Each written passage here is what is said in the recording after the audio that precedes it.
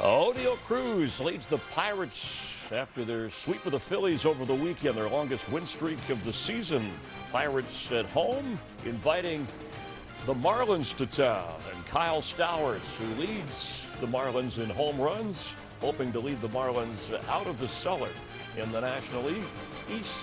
Long haul of the season, a tough one for these two teams.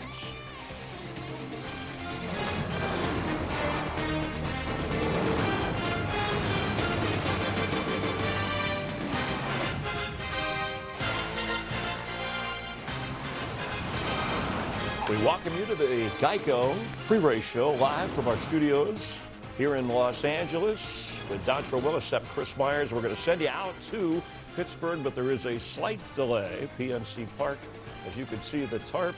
It rained earlier. There is some more in the forecast, but hoping to get this game underway. At the moment, a slight delay. Actually, nice to see you, doubleheader. I hope you're having a good Monday so far. And we got that game. And then later, the Mariners and the Diamondbacks are coming your way. Let's take a quick look at what's going on, what's trending around Major League Baseball. We have just about 100 games to go, just under that in the regular season. Red Sox calling up the #1 prospect in all of baseball, Roman Anthony. He'll be in right field and batting fifth in the game tonight against the Rays. Clayton Kershaw, the Dodgers, they avoided the sweep in St. Louis Sunday, so they have that one-game lead in the division over the Padres. Crucial series begins in San Diego tonight. First of 13 meetings between those two contenders. And Spencer Strider, he couldn't stop the bleeding for the Braves. They have lost their 7th straight, 14 games behind the Mets in the National League East. He's 0-5. And the Phillies, Bryce Harper to the injured list over the weekend. He's been hurt for a while, but the team lost its 5th straight on Sunday. Paul Skeens tossing another gem. And Philly has now lost 9 of its last 10 games. And here's a look at those struggles for the Phillies. They've been 11-1 in the previous 12 games, had a 3-game lead over the Mets, but now 4.5 back in the division and tumbling. So, Dontrell, it's got to be more than just about not having Bryce Harper in the lineup. Well, absolutely. There's a couple key guys that are struggling right now, especially over the last couple weeks. And the first position they have to address is left field. Now, the left field position hasn't had the productivity that they needed. They're hitting 207. That's 27th in all of baseball. So for me, Otto Kemp is a prospect that they have. 13 home runs, 55 RBIs in AAA. I think they should call him up and give a little shot in the arm. Kyle Schwarber over the last week has struggled mightily. He's the top of the line power, hitting 143 over his last 7 games. You're looking at guys like JT Realmuto, 170 over his last 2 weeks. He's a better hitter than that. So offensively, these key guys that set the table for others are struggling. Now on the mound, which is the scary part about it, Jesus Luzardo, who's a Miami guy that we know and love, 20 earned run over the last 2 starts. He's a much better pitcher than that. Then all of a sudden, you get Zach Wheeler in Atlanta. He throws his first clunker in about a month, gives up 6 runs. So the rotation is starting to falter, and the offense is starting to falter at the wrong time. So I think it's just a blip. It's not time to panic. But with the Mets surging right now, playing 8-2 baseball over the last 10 ball games, all of a sudden they dug themselves a game, 4 or 5 game hole right now in the division. Yeah, Mets are hot, Phillies are not, so it's accentuated. So Wheeler, 10-day rest, family added another baby, so coming off a little appointment for that, but ready to go. And a good time for the Phillies to have him on the spot, whether they get enough hitting or not. Well, that's just the bottom line. He's his ability. He's a big game hunter. He's someone that doesn't panic, and he's got swing and miss stuff in that ballpark. So it's very important for those guys in that rotation to reestablish themselves and take pressure off the rest of that offense. Yeah, and they get the Cubs, who had a tough weekend series with the Tigers, but still in first place in their division. So the Mets, let's talk about them and who may be the greatest challenger, or at least another challenger, once the Phils get things straightened out a little bit. Well, you know what? I think the division as a whole, we're talking about the Nationals, we're talking about my Marlins are a lot better. So wins are going to be more difficult to come by. So I don't think it's like over the years past where it's just a 2-horse, 3-horse race. Also, you know what? The Mets right now, their 3-headed monster right now are starting to finally feel comfortable playing better baseball. You see Juan Soto starting to shuffle a little bit. Francisco Lindor's their superstar, and Pete Alonso all year has been playing with the chip on their shoulder. So they're going to be at the top of the division all year.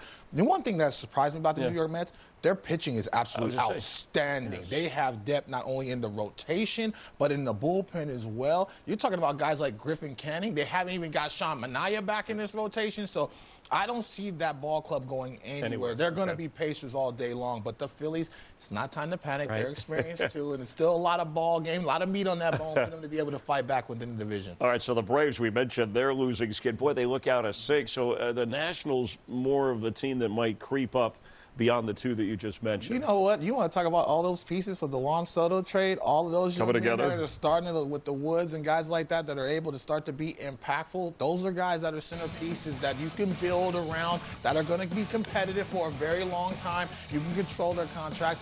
And losing as well as winning can be contagious. So they played some big, meaningful ball games. All these young men have had big, meaningful hits. And I've been that young guy to be able to have that experience and that swagger all of a sudden to be the upstart within that division. So, again, like I said, the division as a whole from top to bottom is going to be more competitive. So it's going to be tough for the Atlanta Braves to try to chip back into the playoff race.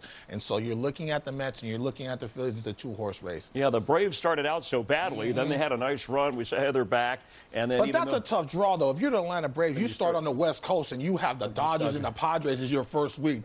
You might want to talk to Manfred about that schedule because that's a tough draw. But again, you never want to put dirt on guys' face, especially you're still a month out from the All-Star break. Yeah, plenty of time for deals and trades, which we can talk about when we continue. Speaking of which, the Marlins and the Pirates, the rain delay. We're going to get you out to that game in a moment. The Marlins have a pitcher making his season debut. In fact, it's been a couple of years since his Tommy John surgery.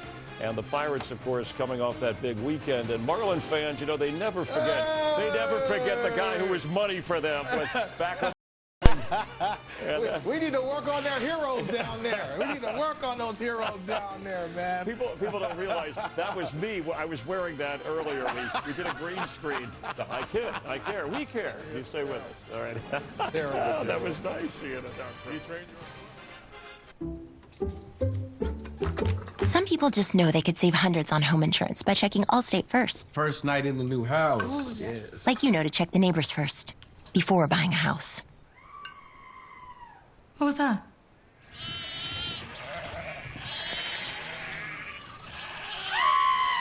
What?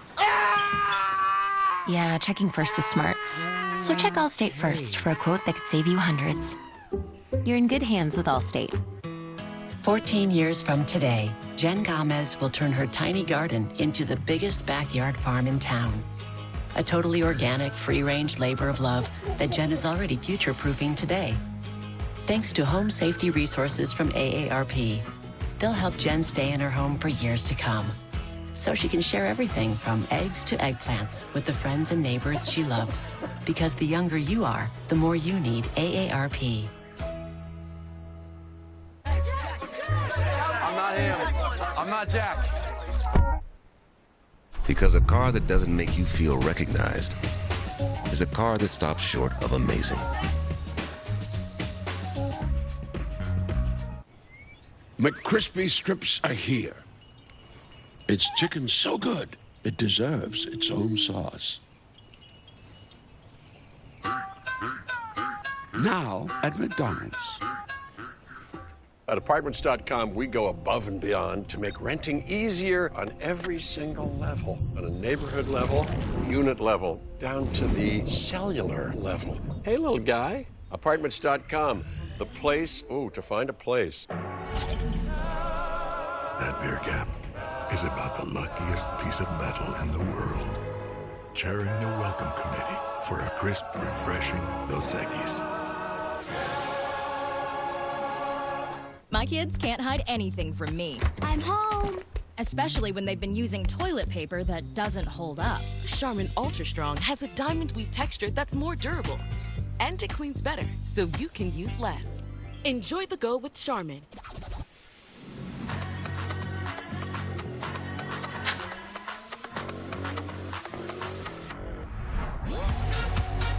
With hundreds of sales every week, eat well for less at Whole Foods Market. Live here on FS1, doubleheader baseball coming your way, and the tarp is going to be cleared here in Pittsburgh. We're showing you the weather map at PNC Park, one of the great ballparks. 7:20 Eastern is the first pitch scheduled, so that's about 40 minutes from now. Then we got the Diamondbacks and Mariners after that.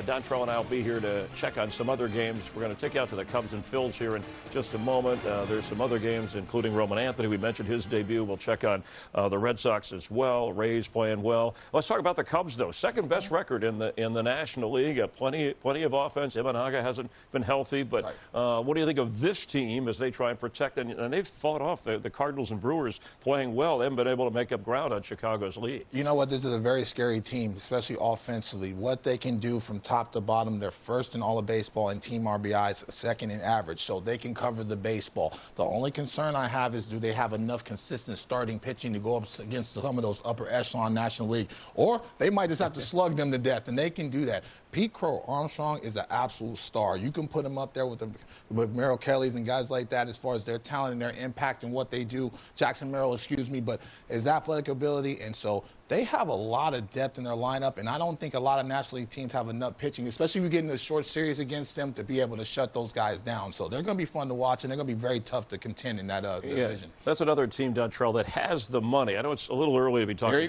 trade deadline in July, but, you know, if they could get, and everybody wants a pitcher, right? Could use a pitcher. Where the Cardinals, are they surprising you where they are? Because they're only 4 games back as we speak at the moment. Absolutely, especially the way that Donovan has kind of reemerged as their team's superstar. And you look at Arenado, he really has not been impactful to the Arenado stage, but he's still a veteran in that lineup. Do they have enough pieces in the rotation to be able to shut down and really catch the Cubs? I don't believe they have enough offense per se, but the bottom line is, as long as they're winning ball games, low-scoring fashion, get to that bullpen in the back end of it, especially being able to run down and play defense in that big ballpark, because you got to catch the ball, and they're doing that this year. The years past, they've struggled defensively. They're a little better this year. Coming into the season, we heard that Arenado may be available in trade. We've been hearing that for 2. He's been on the trading block longer than I have. He's not going anywhere. He's not going on anywhere. You wouldn't trade him? No, okay. No. This is present. And we saw the Brewers over the weekend in a good Padres series. I mean, both of those teams, but you called them a gritty team the way that they were winning and hanging in there. You know what? Every year you're waiting for the Brewers to make this downturn, because every year they're losing pieces. You talk about Devin Williams. I mean, how many teams can lose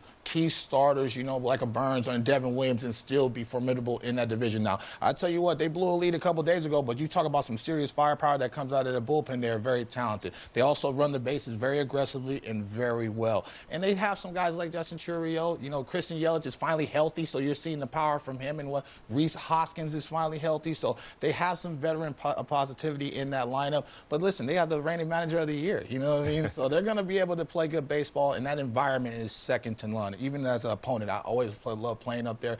They do too. So it's going to be a fun race in that division, but I think it's going to be the Cubs division in the end. All right, we'll take you out to the Cubs and Phillies in just a moment. Let's check in while we're in that division. The Reds, don't want to leave them out with that good pitching. And FanDuel Cincinnati, John Siddick, watch out. Jeff Brantley. It's an Ohio thing with the Reds in Cleveland. Let's listen in for a bit. Does a very nice job with 2 strikes. He is one of the Reds that can be down in the count early and find a way to at least grind a good AB. Yeah, and you're not asking a whole lot when you ask a hitter like Gavin Lux to take if you have a runner at first base that can run, because he's going to take some pitches. And if you've got Friedel on first, or McLean, who's hitting in the 9th spot at first, when Lux comes to the plate, you got a chance to take a free base.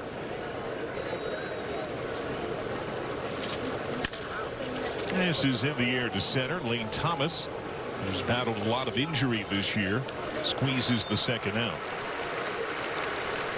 Guardian defense, Stephen Kwan is a star in left field. 3-time Gold Glover, 6 assists already this year, 6 of the team's 18 that lead baseball. Thomas and Rodriguez, Jose Ramirez can pick it, Arias, Martinez, Santana, Bo Naylor, and Luis L. Ortiz. That's a duo you can run on. Ortiz has been run on a lot in his career. Stephen Vogt has succeeded Terry Francona as the skipper as Ellie De La Cruz digs in. Now the swan song for Francona in front of the home fans on the regular year came with the Reds. That was in September of 23, and he bore witness to one of the bigger offensive showings of De La Cruz's career. Opener in that set, he had 3 hits, 2 homers, including a 470-foot home run to right field. It's a long way. When you give one up like that, you want to watch it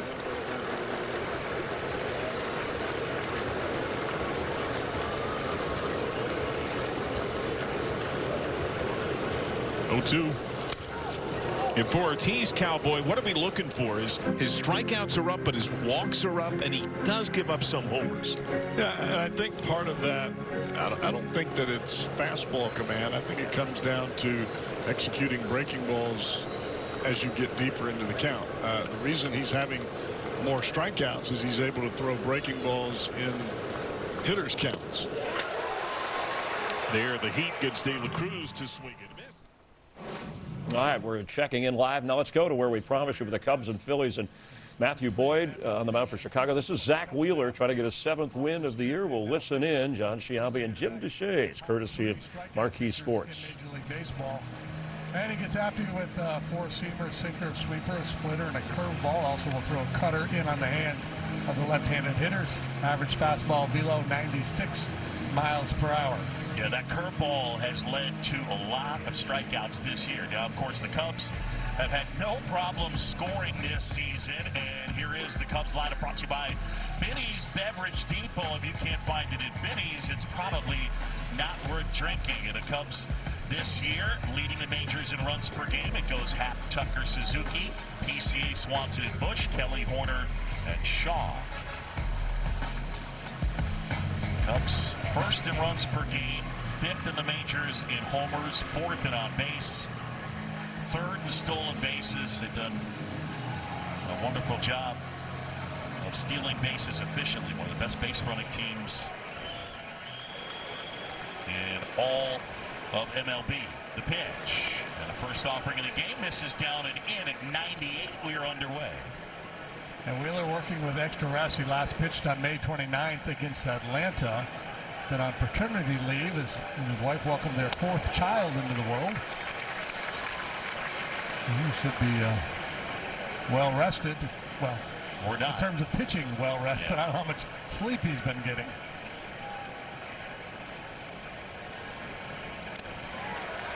It's interesting because when you look at what he's done early in games, that is not what happens usually with really good pitchers. Usually you get them early or you don't get them. He's been sensational in that first inning. Brings his A game out of the bullpen. Knobbed him. And Ian Happ's like, seriously?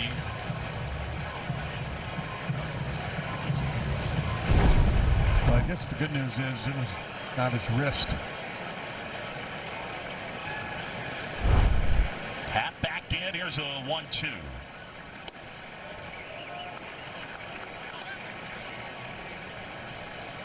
See the number 4 above the Cub logo. They're celebrating Lou Gehrig Day here at Citizens Bank Ballpark. That's been a big focus for them charity-wise throughout their time. Swing and a miss. And Happ is down on strikes. All right, so if the names on this list seem familiar, they should be. Highest strikeout rate this year. Well, they've seen all 3 of those top 3 guys lately. Yeah, and they failed to score off Gore. They got 1 off Skubal. See how they do off Wheeler here tonight.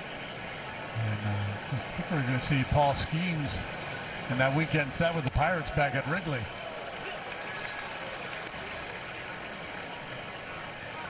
You know what? It's the big leagues.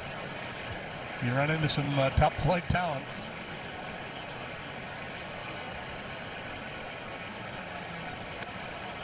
Plays off that pitch. Left-handed batters hitting just 174 off Wheeler. The league overall hitting 190 against him. I was talking to you off the air prior to the game. His career postseason ERA, 12 games, 11 appearances, 70 1/3 innings. It's 2.18. Really, really impressive. The lights are the brightest, and you're up against presumably top flight lineups. That's why they're in the postseason. Yeah. And the Phillies, they need to stop her. They've been scuffling. Just 1 win in their last 10. They dropped 4.5 games to the Mets in the standings over those 10 days. Check that, 6.5 games. They went from 2 up to 4.5 back. Rob Thompson's team 6th in the NL, 9th in the majors. in runs per game. You'd anticipate this lineup with the likes of Turner, Harper, Schwarber would probably be scoring at a higher rate. That is drilled. That one deep to right, and you can forget it. Kyle Tucker will touch them all. As the Cubs strike first, King Tuck with the home run, and it's 1-0, his 13th of the year. He asked Craig Counsell how to beat these top-flight starting pitchers, and he said you got to hit homers because it's really hard to string a bunch of hits together against them. Ideally, you do it with somebody on base, but you don't always get to pick your spots. And Kyle Tucker unloads. And it's the 10th home run allowed by Wheeler this year.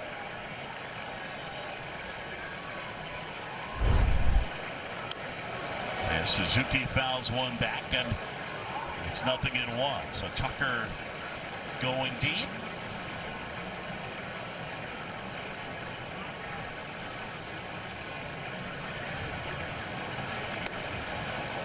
And the sweeper is in for a strike.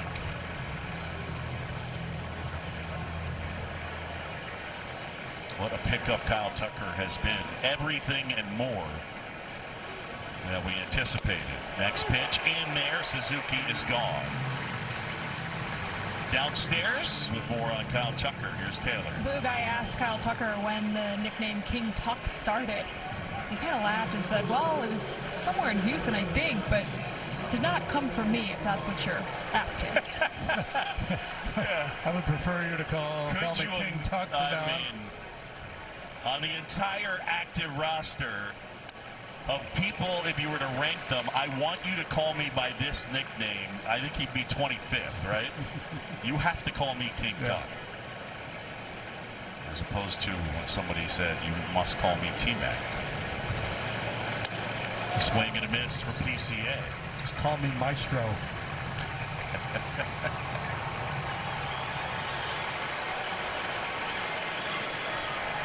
Hey, we just got done saying that Wheeler hadn't allowed a first-inning run. That's right. Not no more. 1-2. Pete leads the National League and wins above replacement. He's been hot over the course of the last 10.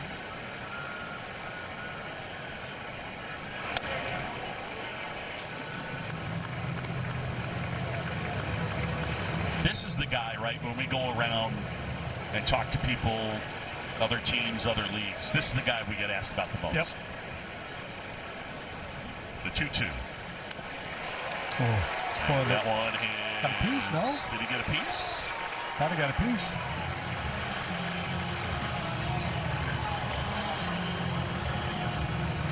That is not reviewable, by the way. So the only thing that can happen here... Ask for help. ...is Stu Sherwater's got to ask either Dan Merzel at third or Vic Carapazza at first. And they are not going to do it. All right, it's a strikeout. Pete Crow Armstrong is... Frustration for PC. Yeah, he was OUT, and I don't think he liked. You're just talking about Kyle Tucker, though. He said, "Hey, they got to stay in front of that." It was a good little move picking him up. You know what? He's made that team so much better. You know what? He was one of my favorite Astros. This is what he did on both sides of the baseball, and so he comes into a uniform of the Chicago Cubs. There's a lot of pressure playing up there. You know that firsthand. Yeah, but he has hit the ground running. He is as advertised. I love what he's done in his lineup as far as elongated. He's took the pressure off Suzuki. He's allowed Pete Crow Armstrong to play his own style of baseball and grow. And so hitting .314 over his last 15 ball games. Now, I know he has good internet in his house, so I know he saw what Black Jr. got with that $500 million contract. But if I'm the Cubs, man, I need to start courting him like a college football five-star guy and try to keep him in a Cubs uniform because he is that valuable. Having a guy like that in the lineup, General, you can feel like offensively you can win a World Series. You're watching a throwback version of Whip Around here on Monday. We're in a slight rain delay with our FS1 doubleheader. So we're going to check on the Reds and Guardians in Ohio, and in a little bit we'll keep you up to date on the Cubs as well. I do tonight want to talk about the Dodgers-Padres because it's their first meeting of the year. They put on a great postseason last year. The energy in San Diego, as you have talked about, is one of the great scenes and atmosphere. This is the first of 13 meetings for these two teams with a one-game difference, and they'll make it seem like this is a playoff game tonight. The energy is unhurled down there, especially the rivalry big brother and little brother. Well, little brother got the same size. And so you look at some of the talent that they have as far as Tatis Jr., who has struggled of late, but Manny Machado has not. And so they're going to be very excited. It's going to be postseason S-type energy. And I think the Dodgers are going to be up for it. It's going to be another memorable series. And it's going to be a memorable 10 days because if you're the Dodgers, you have the Padres. You also have the Giants, the rivals from the north. And then you have the Padres again. So it's going to be a fun 10 days for Dave Robert and company. We're going to really see what the Dodgers are made of. And they have 14 players, 14 on the injured list. All right, let's check back in on Cleveland and the Reds and pick that up in action. FanDuel Cincinnati. Dynamic series against the Diamondbacks. I just thought that he kept his hands inside the ball. It just seemed as though he was dead set on trying to rip the ball right over the top of the second base back. And I think by doing that, you stay balanced at the plate. You're not chasing pitches like that. And you don't have those wild swings that we saw earlier in the season on pitches that were really elevated. He looks quieter, and a lot of times quietness at the plate results in confidence, or it's a byproduct of confidence. Swings through that heater, consecutive strikeouts for Ortiz. That's 96. That it looks like it's in the middle of the plate, but that's not where that ball started. And you can see by the way that Naylor caught that ball, the ball was not only moving back towards the plate, but going down as well. Tyler Stevenson.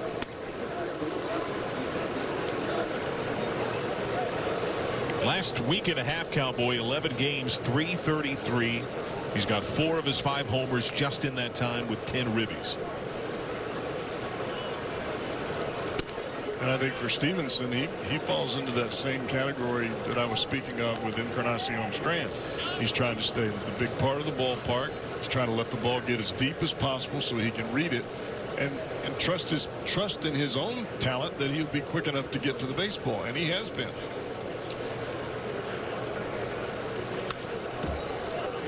See, that swing there is right on the money for Stevenson. That's the ball that he shoots into the right center field gap. And what it does is it allows him to wait that extra split second longer. So if he does get a breaking ball that's on the plate, that's the ball that he'll pull out of the ballpark. That's a tough pitch right there. Not only is it very low 3/4, that pitch looks like it's got plenty of plate, but it is starting well off the outside corner and coming back, and it's 96.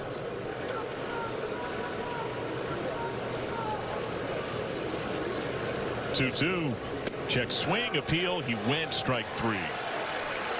So 3 straight strikeouts for Ortiz.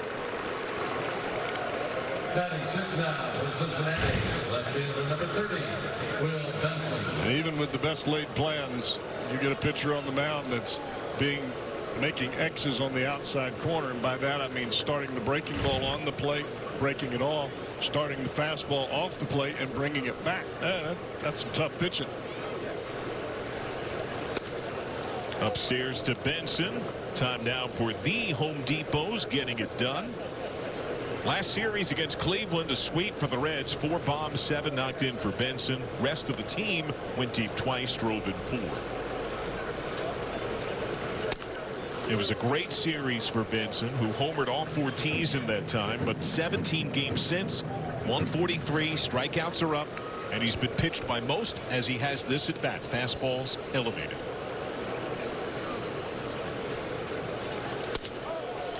That's called a ball, 3-0. If Will Benson is able to take that pitch, he's going to hurt you, because that means you've got to bring the ball back down to him, and that's where his swing plane is. Those low fastballs that are mid-thigh or even at the belt, he's killing them. Called a ball again. Gets the benefit on a couple of calls top of the zone. There's a 2-out walk, the Reds' first base runner. That's one of the things that if you're sitting in the Reds dugout or if you're standing on the field as a Guardian defensive player, you want to take note of where that zone is right now, because there's no need to swing at that pitch if it's not going to be called a strike. That way you make the pitcher drive the ball back down into the bottom of the zone where you can catch it. Strike on a Fastball away, Santiago Espinal. Well, James Jean is our home plate umpire. Made his debut last year as a fill-in umpire in June. That's a good pitch. Slider with depth, bottom of the zone, 0-2. This might be the first umpire that I've never seen on a major league field. Not in a game I've covered. There has been some generational turnover just in the last couple of years. So a lot of the old guard retire.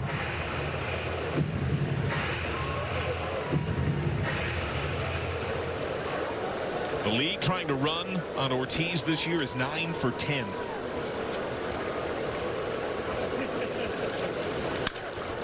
Driven into right, base hit. I'll give it a couple of days off. Espinal had been scuffling some at the plate, playing every day. That's the kind of contact we're accustomed to seeing from Espinal. And that's a pitch you're going to see a lot of from Ortiz. We've already seen it here early in this ball game where he starts the ball off the plate away and runs it back to the corner. Now this ball he's trying to hit the upper outside corner, but that's right in Espinal's wheelhouse. Jake Fraley singled and scored yesterday. He's got hits in back-to-back games. He scored the winning run in the walk-off against the Diamondbacks as a pinch runner, as the free runner in extras.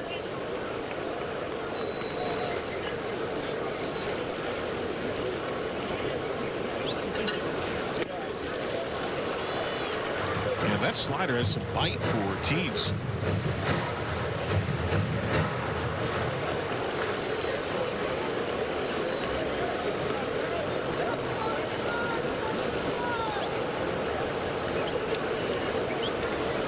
Pickoff play. Shaky start to the year for Ortiz. First 5 outings, his ERA was near 6. His last 7 starts at 2.75. Went 5 2/3 scoreless at Yankee Stadium on Wednesday. You almost have to eliminate the breaking ball in the equation with Ortiz. He's not throwing it for a strike. It is nasty, but it's breaking out of the strike zone. That's the pitch you have to be concerned about. That one stayed straight there, but he's going to try to do that again and try to start it at the hands of Fraley and run it right back over that inside corner. He's been pretty successful doing that against the right-handers here early.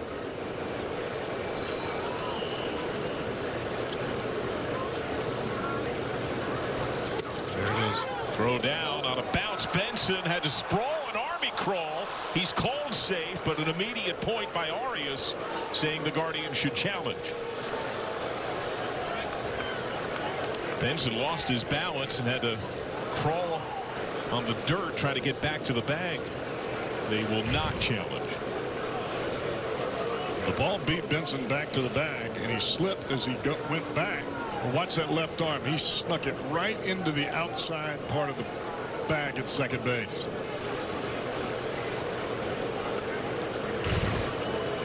See Benson's mouth. I'm safe.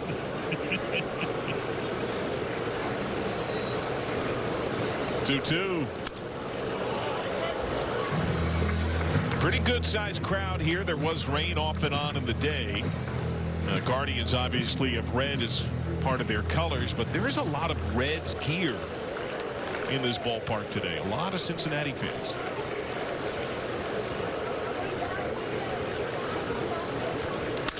Grounded through, base hit. Wave is on for Benson.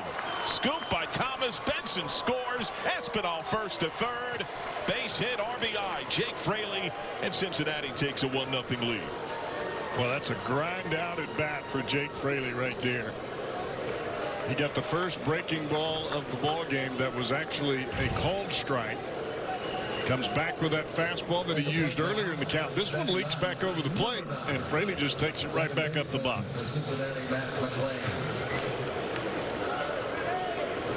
3 straight Reds reach with 2 outs, and it all started with a walk. 2-out RBIs are tough to come by. Now Matt McClain might be heating up a bit. It's been a trying year.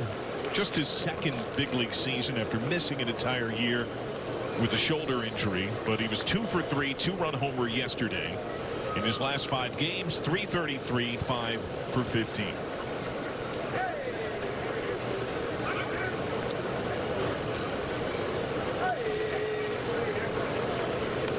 One of the standout elements of this ballpark, the little green monster, 19 feet tall, from pole down the left field line to just about dead center field. It is enormous. Broken background ball, Arias. Reds get a run. Benson gets on with a walk, and Fraley drives him home. All right, Cincinnati picks up a run. We'll get you back out to the Cubs and Phillies here in just a moment as well. 1-0 Chicago early against Wheeler. Tucker had that home run. All right, so the Central, the Tigers, I don't know if people, we saw the run last year that they would have the most wins of anybody at this point at the 67, 68 game mark of the season. But Cleveland, Minnesota, KC, they're all kind of bunched there behind them. Do you see either one of them separating to challenge Detroit at this point? Well, they all have talent, but they all have the deficiencies. If you're talking about the Guardians, for me, this is offensive depth. Now, Jose Ramirez is one of the best players in all of baseball. He leads them in virtually every offensive category. But if you look at their offense as a whole, they're 24th in baseball in average, 24th in slug, and so they need to have more length in that lineup. I need to see growth from Naylor. I need to see growth from Arias and guys like that to be able to get on base and be able to turn over the lineup. Steven Guams is awesome, but you look at their rotation, Bibby's been solid, Ortiz has been solid. You know, not world beaters, but they don't bend, they don't break. So that's all you need, consistency in that rotation. But again, I don't want to go against the Guardians because every time you do, they get it rocking. And when it gets, I know it's progressive field, but I like to call it the Jake when it's rocking and the old rolling. days. So I think they're going to be bunched up, and I think it's going to be a race in the Central all season long. I mean, ALCS last year, it seems like a distant memory at the moment. Let's check back in top second, Cubs battling. And we have a runner reached on an error with 2 out here. Wheeler on the mound. Looks like I got Carapazza down there. Nico Horner thrown out yesterday in Detroit.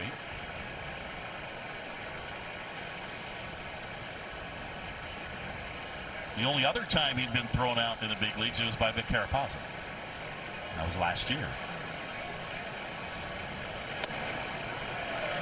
Yeah, Derek Thomas had the plate in yesterday's game, and that was a real quick thumb he gave to Nico. And then Craig Counsell went out and had some beef with him, and Counts ultimately got ejected.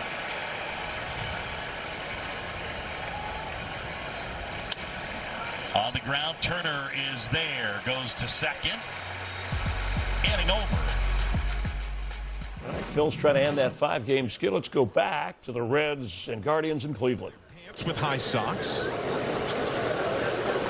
They certainly do have a short leg field. I thought pants had to go below the knee to qualify as pants. Shorts were above the knee. Yeah, no, you're right. Yeah, you see the edging there. That's not just socks hiked up. That is a walk for Santana. I'll concede shorts. The White Sox wear shorts way back in the day. A long time ago. You don't see a lot of shorts. No. Got to go back to women's college softball in the 80s. You go from that look to this look where the pants are actually tucked up under the bottom of the spike. That's about as low as you can go. Almost like a Snuggie for pants. Up to Arias, who has become the usual shortstop. Grabbed that role from Ryan Rocchio, who had really struggled.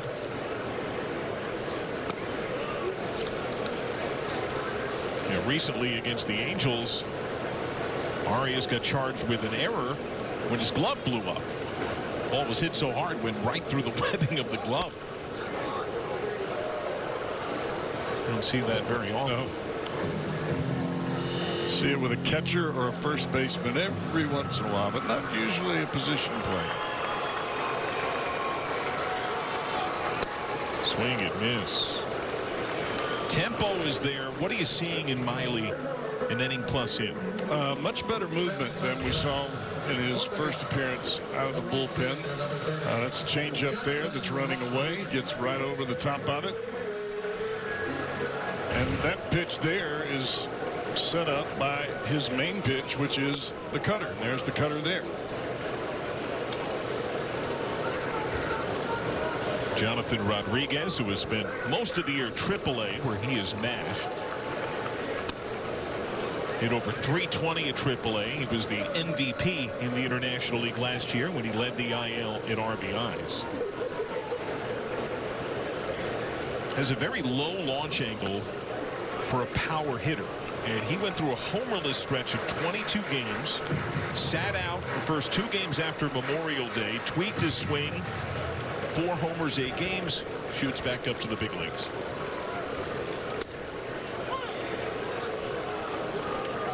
But you thought the setup and how that cutter aided the change was critical when he was behind but got Jose Ramirez. Definitely. Bouncer to first. Encarnacion Strand pauses. McLean relay. Double play.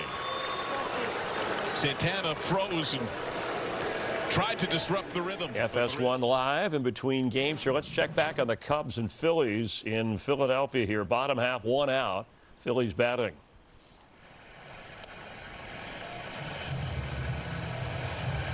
So how come Matt didn't have to go to junior college?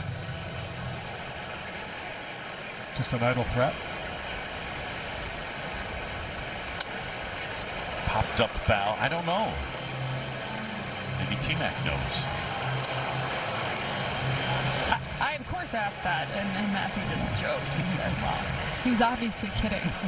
I said, well, obviously. Of course. 1-1, Edmundo Sosa. Boyd, the pitch. And a little flare into right field, and that'll fall for a hit. Tucker will pick it up quickly, fired a second tag, out at second.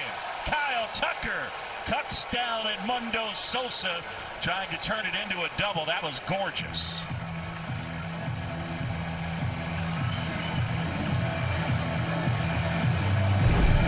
Would have been a 1-out double. Instead, 2 outs, nobody on because of this effort here from Tucker. Good, strong, on the money throw. Dansby applies the tag, and down goes Sosa, who can really fly. It's going to be a great look at it right there. On that back leg before the front foot hits the base.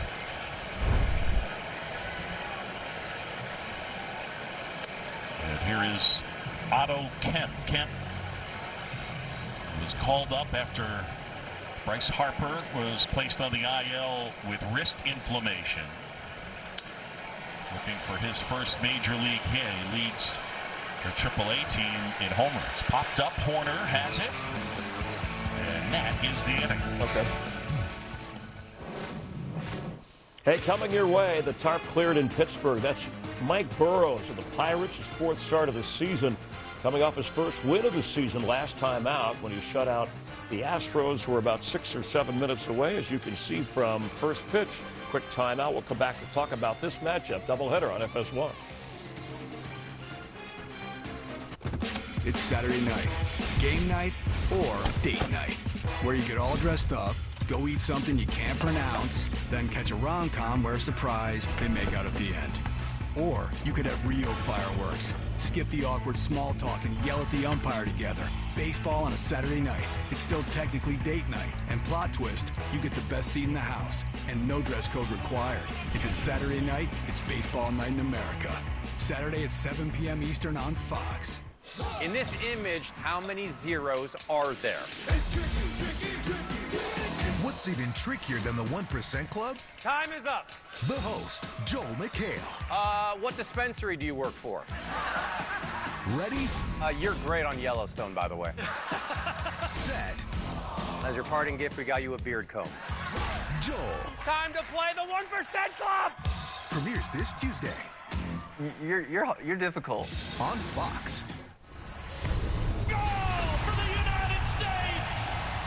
The road to 2026 starts now with the Gold Cup. The Stars and Stripes face North America's best. Every shot, every pass, every moment counts. This is their chance to prove they belong on the world's greatest sports stage. The road to 2026 starts now. The Gold Cup on Fox. This is Pato Award. His last name's Irish, but his first words were... Pato's the fastest 25-year-old on 4 wheels. He's tasted every kind of victory, except for the lactose variety. Pato looks like a one-man boy band. He charms like a British spy. He smells like burnt rubber. And he doesn't have fans. He's got groupies. So whether you love him or love him, take a look at the next face of IndyCar. This is Pato Award. Welcome to the fastest racing on Earth. This is the quiz with Buzz. Oh my God. Right answers win cash. Wrong answers will earn you a splash. I don't want to get wet. Which of these landmarks were completed in the 20th century? I don't even know what the 20th century is. It's the most fun you'll have by the pool this summer. Oh, praise the Lord. Nobody knocks me down. Ah! The Quiz with Balls, all new Mondays on Fox and watch anytime on Hulu. Let's go. Fox Wednesdays. Oh my God. Gordon Ramsay is going deep undercover. I've got this restaurant under surveillance. That is one fat rat. I've seen enough. I'm going in. This restaurant is closed. Wait, what? I can't help without you wanting to change. I have the 4.6 Google rating. There's rat droppings everywhere. Where's that on your 4.6 Google rating? Gordon Ramsay's Secret Service, Wednesdays on Fox and watch anytime on Hulu. The weather has cleared in Pittsburgh. Marlins and Pirates, they opened the season at a 4-game series. The Marlins won 3 out of 4. Those 3 were all walk-up. But the year before, the Pirates went 7-0 against the Marlins. Those young fans excited to be out at the ballpark. And with Dontrell Willis out to that game in a moment. And speaking of fans watching for that game, but also fans of other teams saying, hey, maybe at the trade deadline, we can snag one of these players. Come on, that's the reality. And the Pirate and the Marlin fans know it. But who do you like on this team? We got Perez making his season debut for the Marlins. The talented right-hander Yuri Perez is one of the best arms that they had in a Marlin uniform. I put him up there with the Jose's, the Josh Beckett, as far as pure ability and stuff. So making his season debut, very important of his season to be able to develop in front of that frontline starter. 108 Ks in this 91 innings pitched with a 3-yard ERA before he had Tommy John surgery. So this is definitely important. Now on the other side, O'Neal Cruz, who leads them in home runs, stolen bases, slug, and OPS. He has the talent, the speed, the arm strength to be a superstar. A little inconsistent at the plate as far as pitch recognition, but at the same time, I love him. So that's the matchup. Absolutely. Okay. Those two guys is talking about fireball against talent going toe-to-toe. Excited to watch. I mean, because the Pirates have some hitters. They got some guys in the lineup that you know, they can go, and the Marlins are hanging in there. It's interesting. The Pirates have one of the better rotations in baseball, 4th in the National League, behind some pretty nice rotations like the Mets that you talked about. Well, you know what? They got one of the most talented in Paul Skeens, but he has not been happy, so he's got to take his offense to dinner because they are not scoring for him thus far. But this should be a good, fun matchup tonight. All right, so it is Yuri Perez for the Marlins 2 years after Tommy John surgery. He was a part of the Marlins postseason team, which wasn't that long ago in 2023. And let's join Eric Collins, Tom Verducci, they're on the call. Chris, thank you so much. Raindrops have slowed us down a bit, but folks who will not stop us, we're taking a Pittsburgh left into PNC Park, a beautiful venue, starting the work week in the Steel City. Monday Night Baseball on FS1. We've got the Marlins, and we've got the Pirates, first of a 3-game series with my partner, Tom Verducci. I'm Eric Collins, getting ready to start this one. Before we do, let's take a peek at Clayton McCullough's Miami Marlins lineup card. Xavier Edwards leads things off, second sacker. Jesus Sanchez, a lot of experience out in right field. Agustin Ramirez. Otto Lopez is going to be the cleanup hitter. Stowers and Norby both coming over from the Orioles a year ago. Liam Hicks, the first baseman. Dane Myers. Heriberto Hernandez. It's ninth. That 9 will bat against right-handed thrower Mike Burrows. And we'll see Mike Burrows in just a moment. He's still figuring things out. He is in manager Don Kelly's dugout. Don Kelly taking over from Derek Shelton just a couple of weeks ago. He is officially 14-14 through 28 games. A big weekend, too, as you see there. Won close games against the Phillies. The pitching has been really good. Certainly was on the weekend. Don Kelly's got them playing really solid fundamental baseball. A lot of close games with the Pittsburgh Pirates. They won all 3 games over the weekend against the Philadelphia Phillies. Every game was a 1-run affair. All right, Mike Burrows has made it out to the mound. 4th start on the year for the right-hander coming back from Tommy John surgery. He's coming off a really good start, his best start of his young season. Pitch shutout ball into the 6th inning. More importantly, no walks in that outing. Touch 97. You see the 4-seam fastball there. Typically sitting 93, 94, but he's got that extra gear. His secondary stuff will determine this game. The slider is almost unhittable, and the curveball, whether you see it, folks, it reminds me of a roller coaster. It's that kind of scary drop to it. Mike Burrows, Tommy John surgery back in April of 2023. Had one appearance tail end of last year. Began the season in the minors, and now this is his 4th big league start of 2025. This will be his first look at the Miami Marlins. Let's take a look at the defense for Miami. You got Adam Frazier, stalwart out in left field. O'Neal Cruz covers a bunch of territory in the middle garden. Brian Reynolds is the right fielder.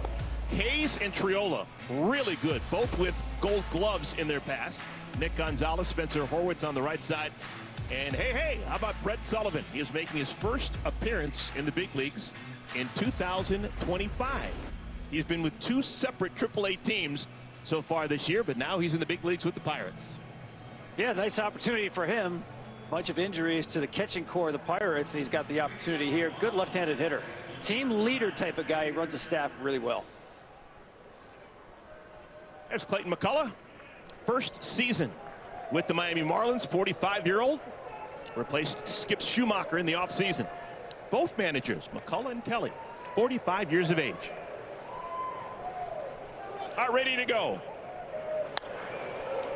Xavier Edwards fouls the first pitch away. Officially a 41-minute delay. 41 minutes before we got this one underway, but we're doing it.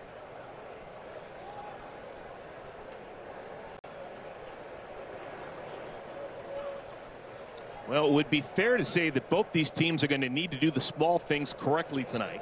Both teams have been involved in a whole bunch of one-run games in recent vintage. The Pirates played 3 one-run games, won them all over the weekend against Philadelphia. The Marlins can do them even better. The last 5 games that the Marlins have played have ended with a margin of 1 run, being the difference between the 2 clubs.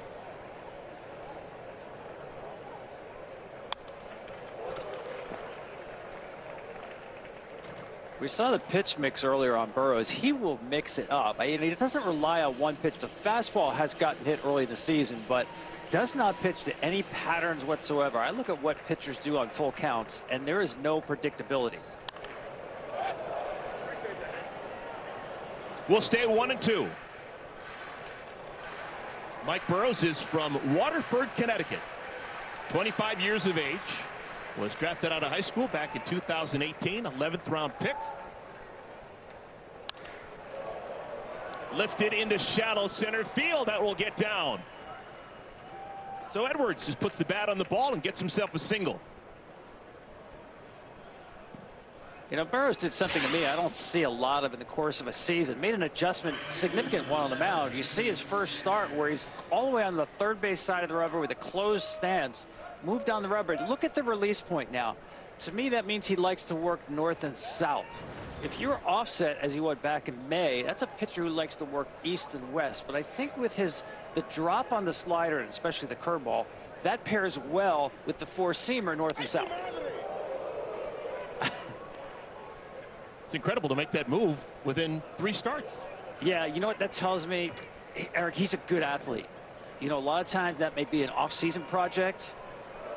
You know, maybe you try it out in bullpens a couple of times before you actually bring it to a game. He made that after his first start of this season, and he's been good since.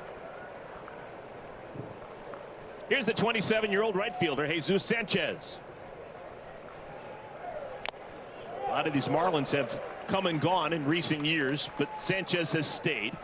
This is 6th consecutive year with the Marlins. Seeing good velocity early on right here, staying at the top rail of the strike zone with that 4-seamer.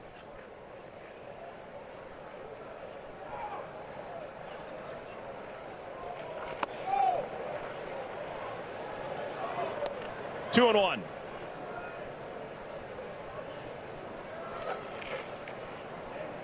Marlins over the weekend were in Tampa taking on the Rays. They're going to finish off this road trip, a longish one, in D.C., taking on the Nats.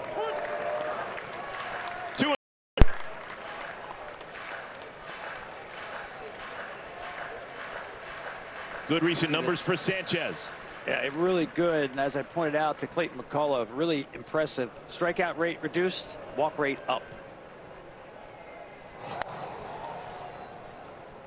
Edwards is a threat. 11 steals on the year.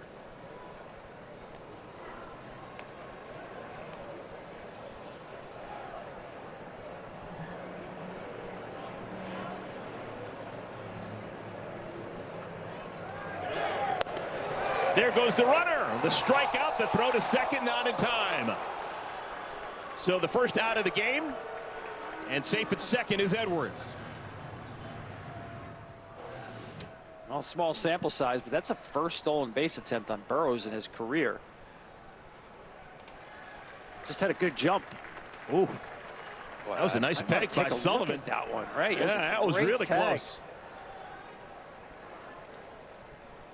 They are going to take a look. Jared Schirrola did a great job on this catch and tag. I mean, that was Javi Baez-like.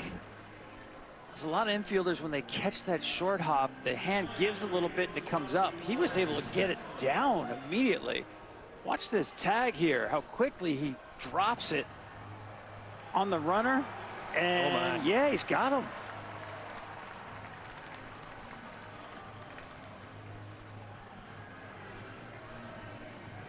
So Don Kelly with the challenge. You could make the argument a couple of raindrops on the infield. Maybe that slowed down Edwards just enough.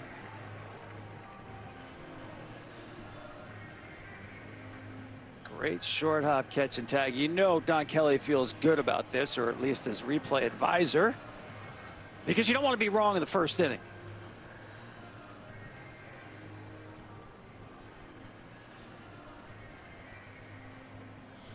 Well, how about Brett Sullivan playing his first big league game, gets challenged, 2 batters into the game, and comes up with a nice throw out to second base. Let's see if he'll be rewarded. Decision still being made.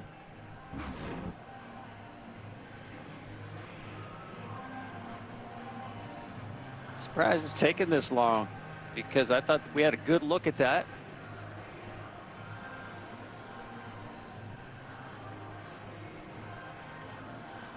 We did have a real nice conversation with Don Kelly earlier today. Man, he got a personality. Just a joy to talk to. So happy to be managing his hometown team. Team's responding. Off to a terrible start beginning of the year, but since he's took over, 14-14, definitely respectable.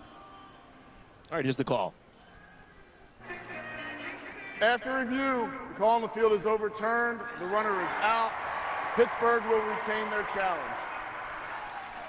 All right, Alan Porter, thank you for that. And there are now 2 outs. Took a while, but it is a strike him out, throw him out.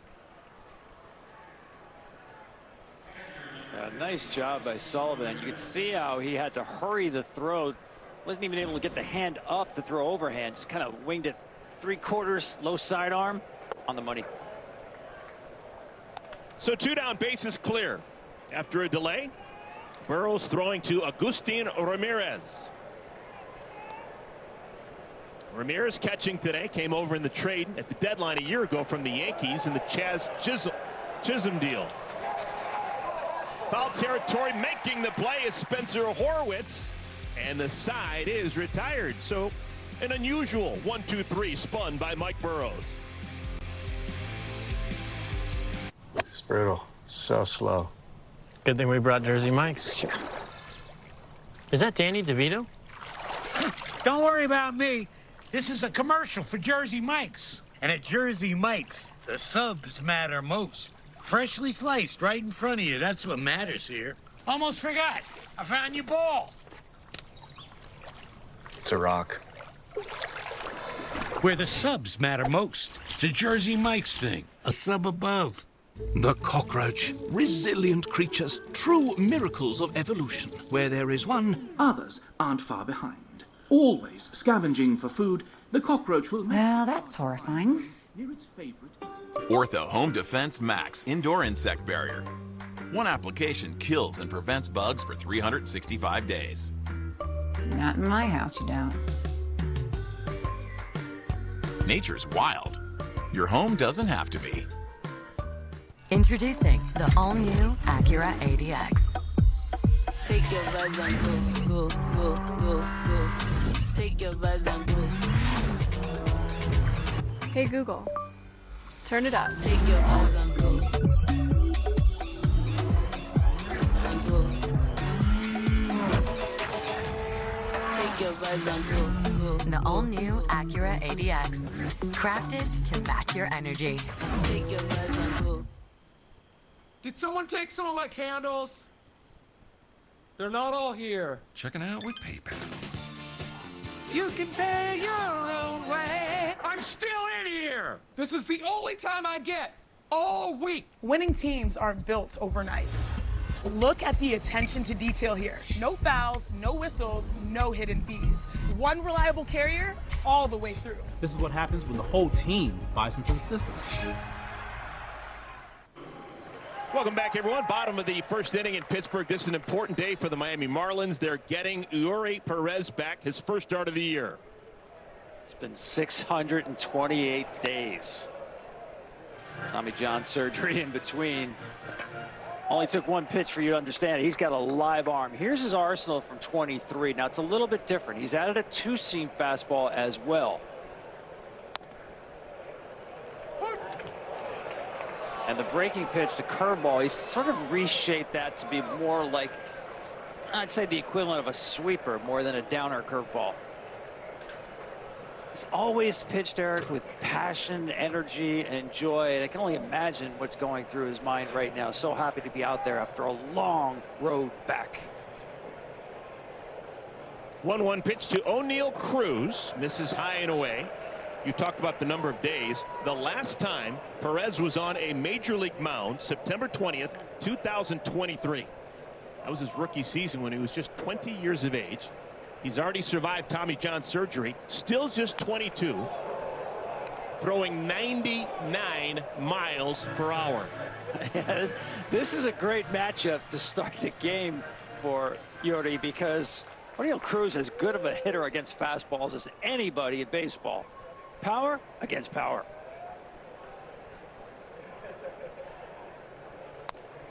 It's also height against height. I feel like I should be watching an NBA game. You got O'Neal Cruz, who's listed at 6'7", 240, batting against Eury Perez, who's listed at 6'8", 220.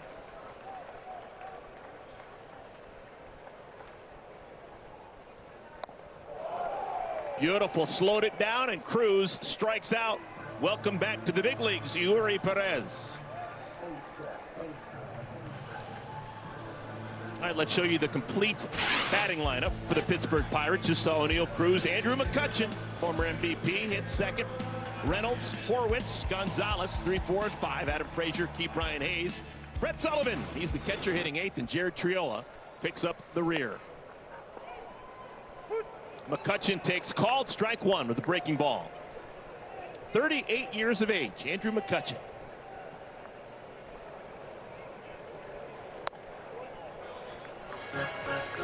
There's that curveball with the sweep. What's interesting, Eric, is he did not throw a cutter in 23. Now, it does resemble the slider he had, but that was a bold choice 3-2 to Cruz. It seems unusual to me that a pitcher that young would undergo Tommy John surgery and actually think about doing anything different. I think you just want to get your body back and get what you used to do going again. But to add a wrinkle during your rehab is impressive. High pop up left field, looking up into the raindrops. And making the play is Kyle Stowers. Stowers looking into the showers for out number 2.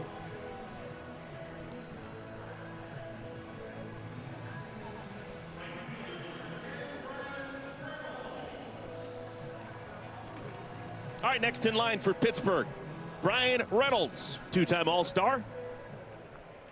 Reynolds looking to get hot. Batting average, .235. We're used to seeing that higher. Swings at the first pitch, 100 miles per hour, and fouls it back.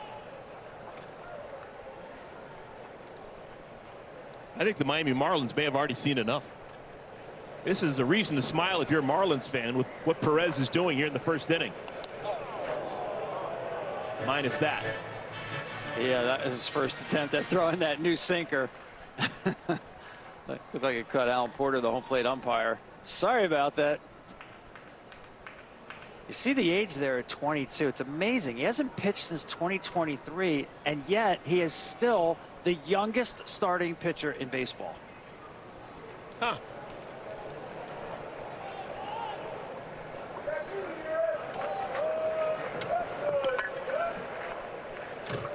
One ball and one strike to Brian Reynolds.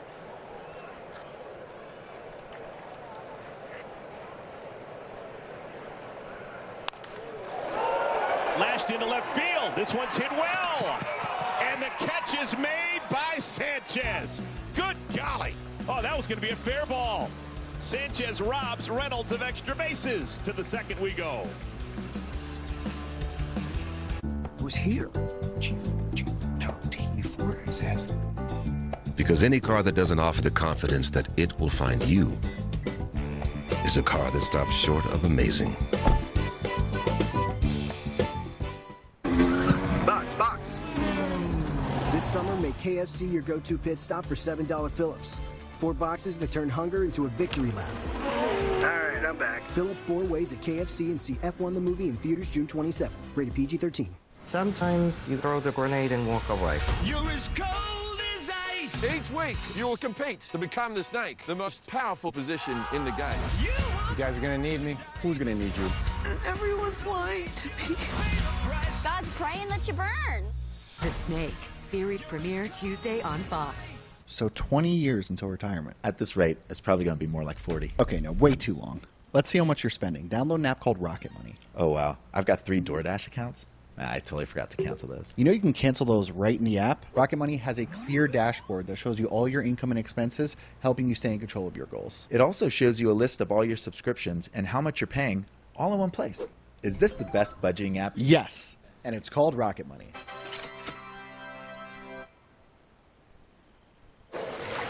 Dad, I'm a genius. I figured out how to make us penguins fly. That's going to be tricky without wings. Exactly. That's why I've got Red Bull. It gives you wings. All we have to do is drink it. And how? Come on, Dad, just drink it. But why? Why? It's 40 degrees below. Do you think we're standing here for fun? Red Bull gives you wings. But only if you drink it. Aww. When his fingers split and the ball sinks, it's over. Scoreless first inning for both sides. Second inning, PNC Park, Pittsburgh, Pennsylvania. Mike Burrows delivers strike 1 to Otto Lopez. Otto Lopez, Kyle Stowers, Connor Norby batting here in the second inning. Yeah, both these pitchers coming off of Tommy John surgery within the last year and a half, and both of them are ringing it up there. We're seeing 97, 98. We've seen 100 from Perez. Yeah, I wasn't invited into the hitters meeting as far as Pirates going over the Marlins, but it looks like the game plan is attack with the fastball. 10 of his first 14 pitches coming out of the gate, 4 seamers.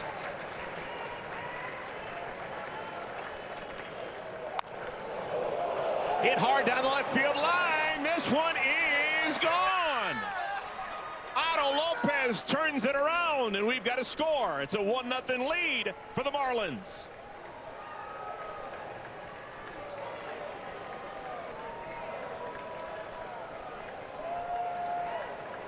Sixth homer of the year for Lopez. No doubt about it. Jumping off the bat, 106 miles per hour.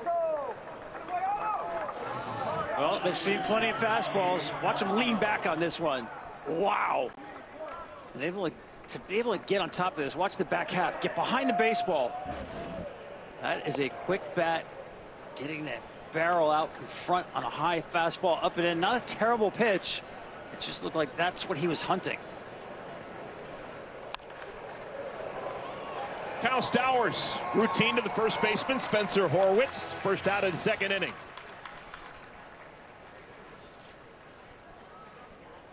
Second time that Lopez has homered against Pittsburgh this year.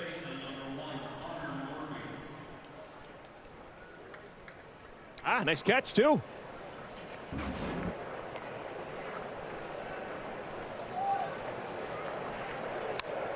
Here's Connor Norby. Swings at the first pitch, fouls it straight back. Stowers and Norby, both former Baltimore Orioles, who came over at the trade deadline a year ago. Norby, freshly minted 25-year-old, had his 25th birthday yesterday.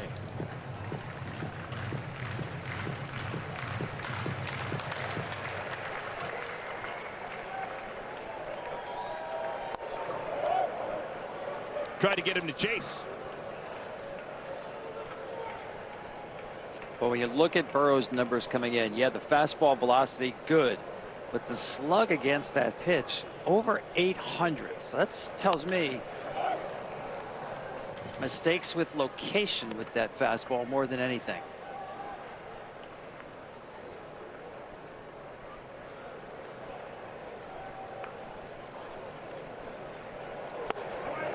Wow. Dives to the bottom of the zone. Norby can't find it. Second strikeout for Burrows. Yeah, great sequence there. How do you get him off the fastball?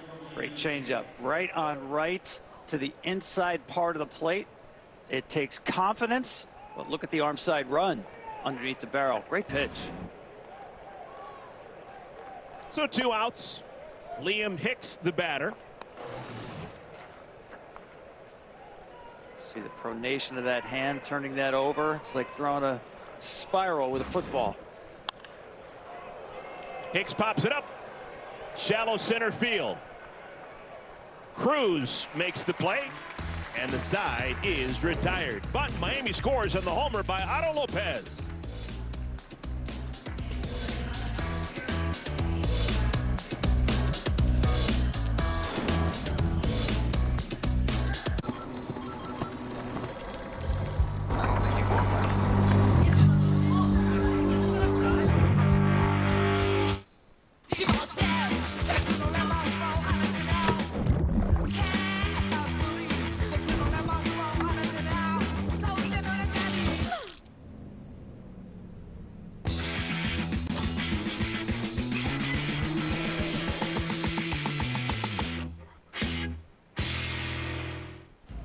People are good. For laughs, for snorts, for cries, and goodbyes. People are good for doing nothing or getting up to something. People are good. For you, Jim Beam. Best enjoyed together. Let's talk salary. Great. What do you typically offer for this role? It's competitive. And if it was a number, it would be... A competitive number. With Indeed, you can avoid awkward salary conversations from the start. Whoa, a number. Is it competitive? The DQ Sauced and Tossed Chicken Strip Basket comes in your choice of honey barbecue or new buffalo, layered with flavor from the top, bottom, and everywhere in between. Delicious from every angle. That's the Sauced and Tossed Chicken Strip Basket. Get yours now only at DQ. Why can't we say we're the best home shopping site? Because while true, you just can't say that legally. What if we said it in Spanish? Homes.com es el mejor. No. What if he said it? Homes.com. It's the best. Homes.com. It's the best. Saturday is Baseball Night in America on Fox, and historic rivals are at it again. As Judge leads the Yankees against Devers and the Red Sox. Saturday at 7 Eastern on Fox. The IndyCar Series roars into the heartland as Alex Palou looks to continue his legendary season with a win under the lights in St. Louis. Bottom of the second inning, first pitch thrown by Perez. 98 miles per hour, called strike to Spencer Horwitz. Spencer Horwitz, Nick Gonzalez, Adam Frazier. Scheduled to bat here in the second inning, all three with last names that somewhere in them have a Z. All right. If you look closely enough, never know what you'll find. 0-2, an impressive first inning for Yuri Perez, coming back from Tommy John surgery. His first big league game since September 20th, 2023. He retired the Pirates in order in the first inning. And now he strikes out Horwitz to begin our second. 6'8", he's got that long extension. It seems like that ball, he's almost handing it to the catcher if you're a hitter. Underneath, that's an elevated sinker at the top of the zone. Again, that's the new pitch that he worked on. You mentioned this, Eric. Sometimes guys have Tommy John surgery, and they do look for ways to improve. Swinging at the first pitch, breaking ball, and it's a routine fly to right. Sanchez makes the play, and Gonzalez is retired. I mean, you can't even pick up a baseball for the first 3 months or so. So you can do a deep dive into your arsenal. And these days, you got all the technology to look at your pitch shaping. Now, his secondary stuff was always off the charts great. 146 back in 2023 off his secondary stuff, and you saw the velocity in the fastball. So his package, hard to believe it's better, but it's different. Adam Frazier takes. That was just the 5th pitch of the inning for Perez. Tom, what can we expect out of Perez in terms of how many innings could he possibly go in his first start back for Tommy John? I think it's about the pitch count here. I don't think you'll see him get into the 90s. I mean, he did. It's been obviously a long way removed from the surgery done back in April of 24, but 8 minor league rehab starts, probably I would say around 80 to 85 pitches. 1-2. Now he's been super efficient so far. He's got 5 outs in 20 pitches.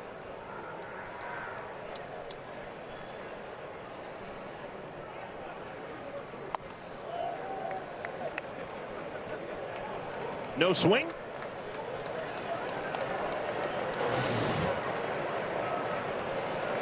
Let's see the barrel. Does it cross the foul line? No. Good call.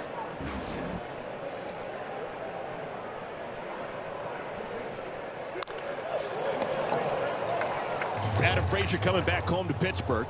First 6 big league seasons as a Pirate. Been wearing a whole bunch of different uniforms the last couple of years. His man cave is probably well adorned. He's played for San Diego, Seattle, Baltimore, and Kansas City over the last 4 years. But now back in Pittsburgh, where he was an all-star in 2021.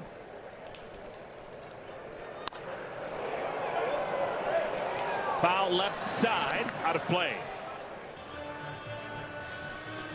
Oh, you're getting a glimpse of why he's wanted, especially for contenders. Can play multiple positions, and he always gives you a tough at-bat.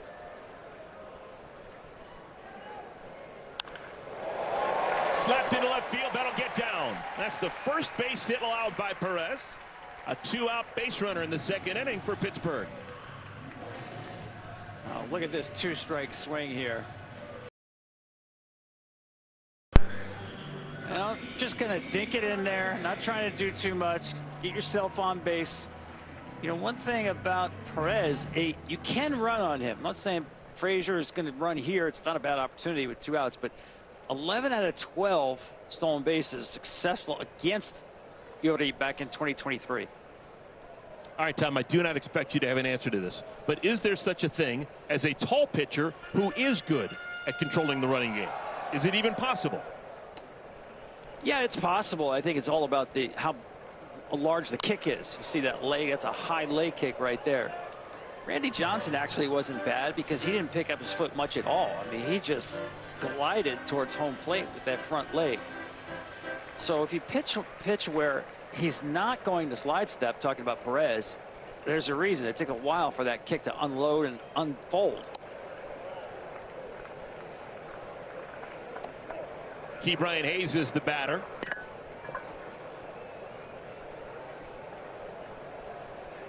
'62nd game on the year for Hayes. He's been available. Doesn't have much power to show for it, though. Just 1 homer on the season. This is a guy who back in 2023 had 15 homers. So it's there somewhere, but just not much so far this year.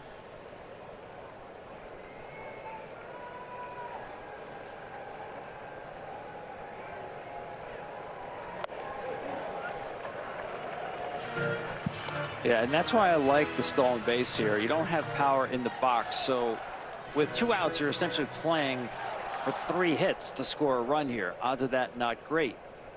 Keith Bryant does have power, but really not much at all to the pull side. It's a good pitch. 2-2.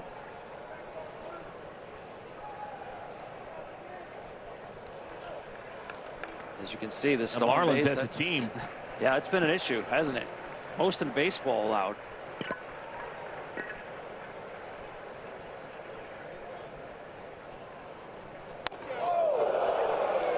Woof. Up and in. Triple digits.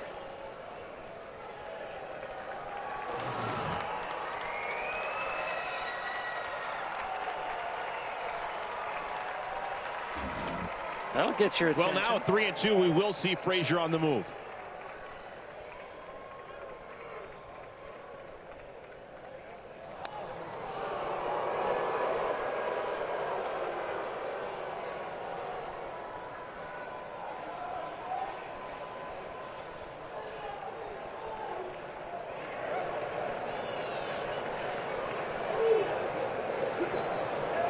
There goes Frazier.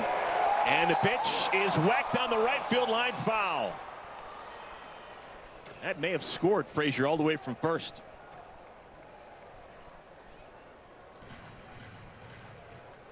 That power that you talked about with Hayes, for years they've tried to get him to get the ball in the air more often. Just hits a lot of ground balls.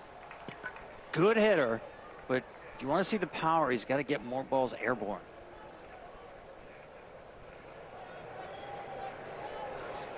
Another 3-2. Swung on and missed. Third strikeout of the game for Perez. He has been impressive. Every great performance starts with a great night's sleep. Thanks to new Natrol Sleep and Restore, which helps me be this me, this me, this me. I'm kidding. To be my best at all of this, I have to be my best at this. Every great night's sleep starts with Natrol. New Natrol Sleep and Restore for your ultimate restorative sleep. Hey, Dad. I have a question for you. Sure. When did Granddad first start investing? Granddad had an account with Schwab before there were branches in the area. He really started with nothing. He worked hard, and after he passed away, the torch has been passed to me. And my advisor, Jennifer, she was with me with the journey, helping with the estate distribution. The 2 grandchildren, planning for their college educations. Someday it'll be their turn. Hey, guys. There's a change in the air. 2 changes. 2 changes. The 3-row luxury TX, because everyone should feel like the center of the universe. Taco Bell's $5, $7, and $9 Lux Cravings boxes give you a whole world of tasty indulgences, including the slow-roasted flavor of the Cantina Chicken Burrito.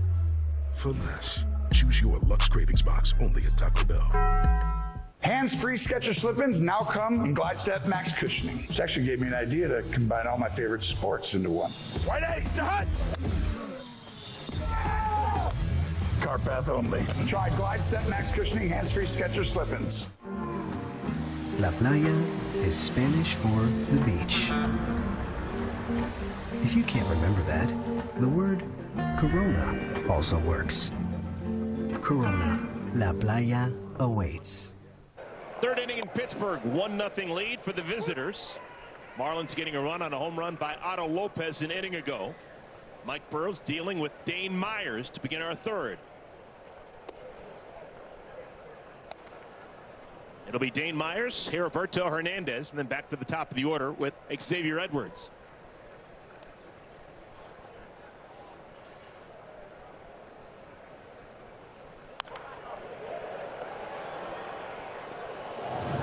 Ball and 2 strikes to Myers, 29-year-old. Texan to the core. He's from Katy, Texas, just outside of Houston. Played college ball in the city of Houston at Rice. Swung on and missed. Burrows gets the strikeout, his third. That's the good curveball we talked about. It's got elite drop to it. We're talking more than 60 inches of break here, top to bottom. Again, that's why I like the adjustment he made. Those pitches look competitive out of his hand. You want it to look on the plate. The swing decision most hitters have to make on four-seam fastball and curveball is the height of the pitch, not the width of the pitch.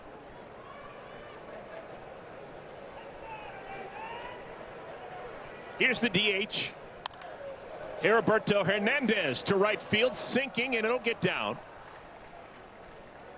So that's a base hit for Hernandez. Just the third hit allowed now by Burrows, and a base runner with 1 out. That's an aggressive hitter. First pitch, and that is a good, 6-7 inches off the plate. Look at him go get it. I mean, he leaves the dugout in swing mode. Get a fastball. Most guys would need an oar. You need an oar to hit that thing. I love the approach. He got what he was looking for. It didn't matter whether it was in the zone or not. Okay, so second time through the order now for Mike Burrows. First time through the order, he allows 3 hits, and he strikes out 3.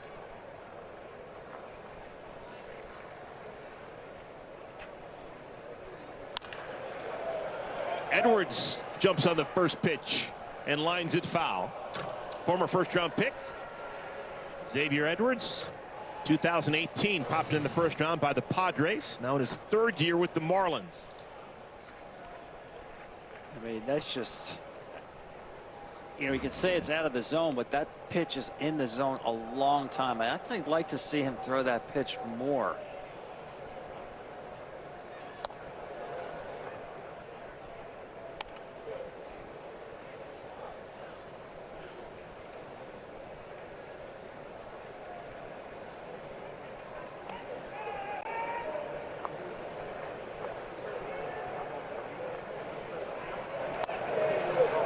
Tom, it's amazing how some of these guys just expect their stuff to come back to normal, if not improve, after major arm surgery. We've seen both Burrows and Perez humping it up there, mid-90s, high 90s, even seen some triple digits. This is definitely a more recent phenomenon. I remember back in the day, you'd have a guy like a Frank Tanana who was throwing high 90s in the 70s, early 80s, would have arm surgeries and come back and a totally different pitcher would have to reinvent themselves. Yeah, they've got the velocity part of that down pat. A lot of guys do add velocity, not just maintain. And it's not because the surgery itself is magical. It's that, as I said, guys can't throw a baseball, so they really pay attention to their bodies. A lot of guys get stronger in the core and bottom half especially, and that's where the increased velo comes from. This ball actually scared the really ground ball a close. little bit, huh? That was really close. It's closer than I thought. I didn't know Edwards had that type of opposite field power. That's why I just assumed it was going to go well foul. Edward hadn't homered on the year. He's got the longest homerless streak in baseball. It's been a long time, going back to early last season. Yeah, so there's no way he's going opposite field, you'd think.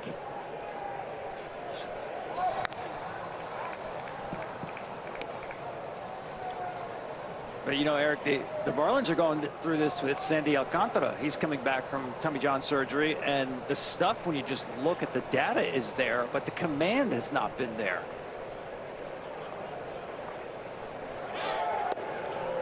There goes the runner who could put on the brakes.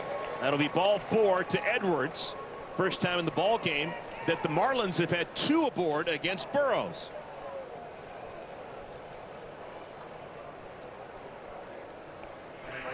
Yeah, Edwards got him off the fastball. He's had 2 really good at-bats on Burrow's fastball.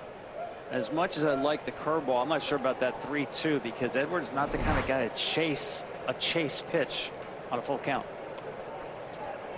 Here's the dangerous Jesus Sanchez. Struck out his first time, swings at the first pitch, fouls it behind home plate, playable. And the catch made by Sullivan. That's a big second out.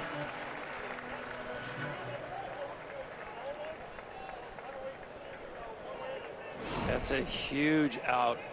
Sanchez has been red hot. First pitch changeup, elevated on purpose, and gets the pop up. So the last hope for the Marlins here in the 3rd inning. Agustin Ramirez. popped out to the first baseman. His first time up. Called strike one.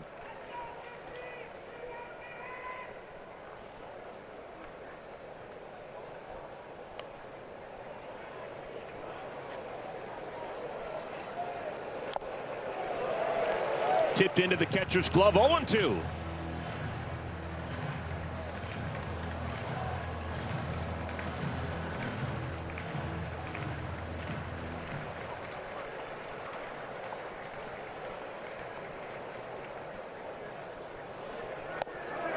And Burrows buries him. On 3 pitches, he strikes out Ramirez and strands a pair. Still a 1-0 lead for the Marlins. As long as probably forever there's only been one Frosty. Because what would we even do? Add a bunch of new swirls and mix-ins like Oreo cookies or Pop-Tarts pieces? That's kind of genius, actually. For a fresh way to Frosty, gotta be Wendy's. When you're not bound to the past, you can leave old ideas behind. The new GV70. Welcome to Genesis. They're already stars, but now you can make them all stars. Vote in the 2025 Pro Spirit MLB All-Star Ballot up to 5 times daily. Show your favorite players how much you want to see them play in Atlanta. And new this year, download and visit MLB Pro Spirit during Phase 1, and you can secure an additional vote per day for your favorite players. Submit your ballot today and add some shine to summer. If you're an executive, this shirt is a must-have in your closet.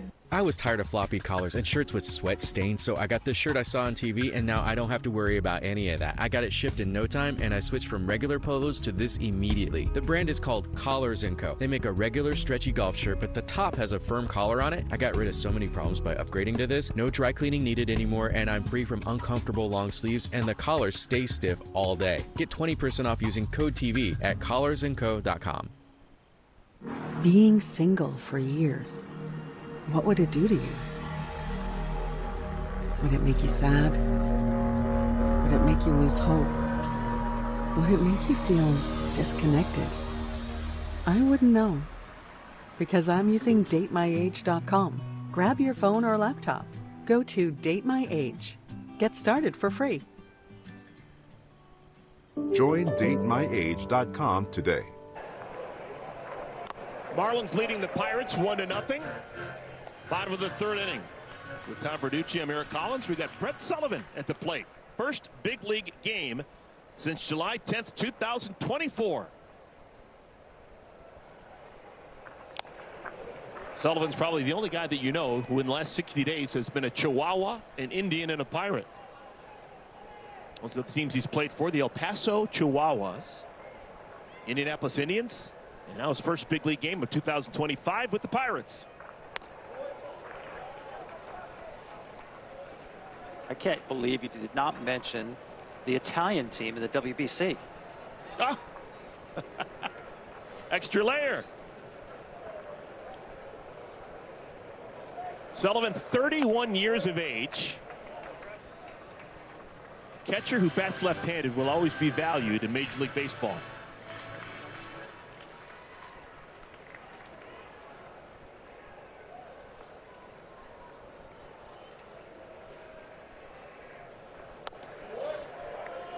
Three and two.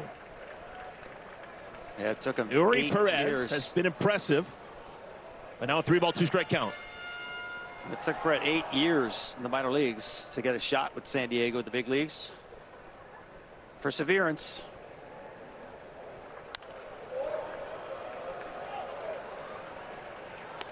Well, he'll stay around a little longer in this at bat.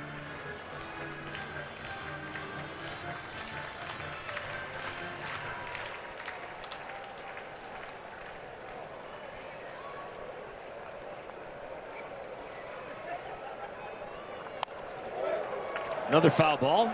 Pirates have been having catching issues. They've got Joey Bart, who's currently unavailable. They got Andy Rodriguez, who's been having elbow trouble. So Sullivan much needed. Only other catcher on the roster is Henry Davis, who's starting to play a lot better. Former #1 overall pick.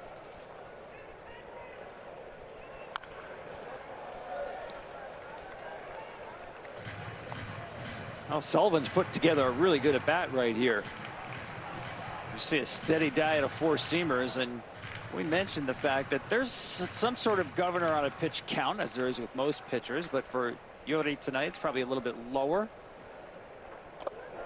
Oh, Sullivan works himself on for the walk. So he takes 9 pitches, and he'll be the leadoff man on here in the 3rd inning. I'll suit up this season at MLBshop.com. Check out the largest selection of authentic jerseys, caps, hoodies, t-shirts, and more. Visit MLBshop.com for your favorite team gear and today's special offer. First walk allowed by Perez. Here's the number 9 hitter, 27-year-old Jared Triolo.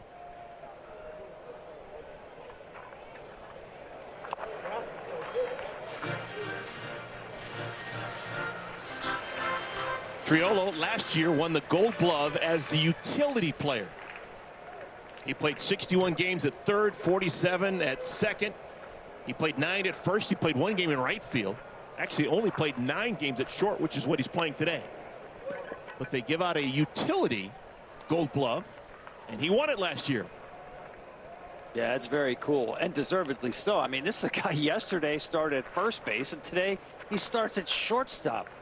I mean, Eric, who does that in today's game? Maybe Little League. Broken bat into center field. That'll get down. Oh, look at the base running of Sullivan. He's going to try for third. That's your backup catcher going first to third. That was an impressive bit of base running. That was a great read. Jam shot, fastball, got him on the handle. But watch the read. Read, and then right there he made up his mind. That ball's down. I am going. That's all his call. And he called it correctly.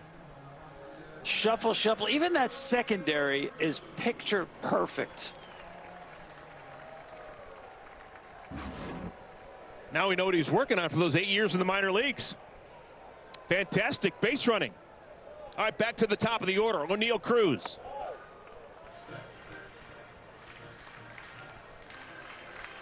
Cruz began the first inning with a strikeout. 83rd time on the year that he has struck out. Actually leads the National League in that category. Cruz actually has the distinction of leading the National League in 2 categories: strikeouts and stolen bases, which is an odd 2 categories to lead in.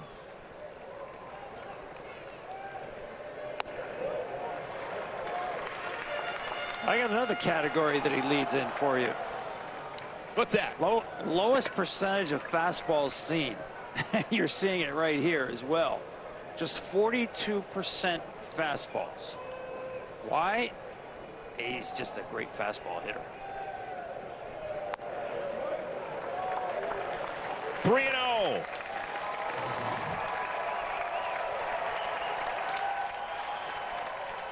It's not a bad pitch. He just fought it off.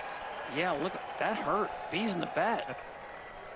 I don't mind when it lands safely, though. All right, see what Cruz does. 3-0. No decision to be made. 4-pitch walk, and the bases are loaded with nobody out for Pittsburgh here in the 3rd.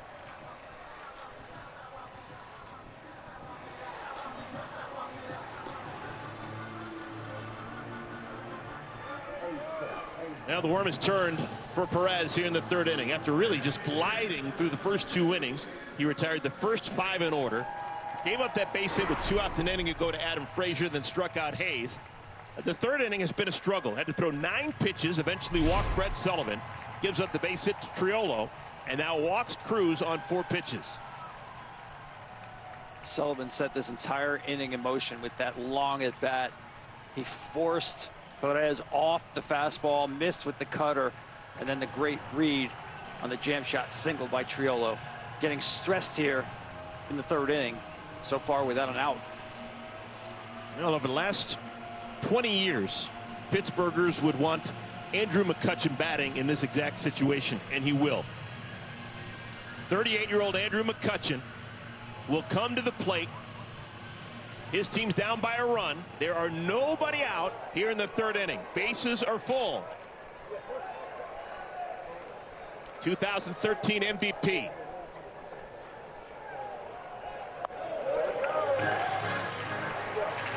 That is now 5 pitches that have missed from Perez. And one thing he has always done well is he controls the strike zone. Right here, he's looking for a fastball up.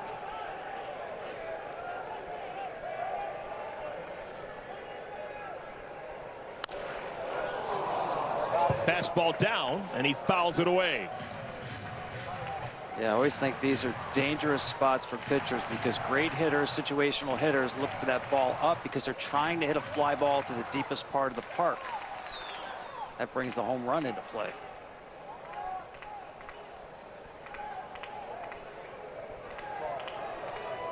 Andrew McCutchen, 240 of his 325 lifetime homers have been hit as a Pirate.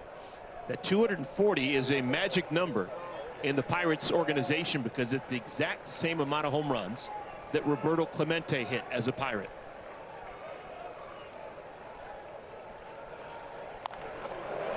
Little number, and everyone's going to be safe. A little bleeder that got past Perez and allows the Pirates to tie the game.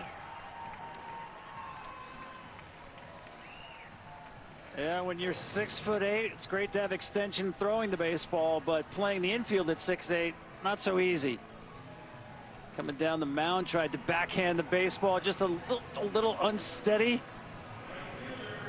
Definitely had to play at the plate with the force and order, just couldn't catch it.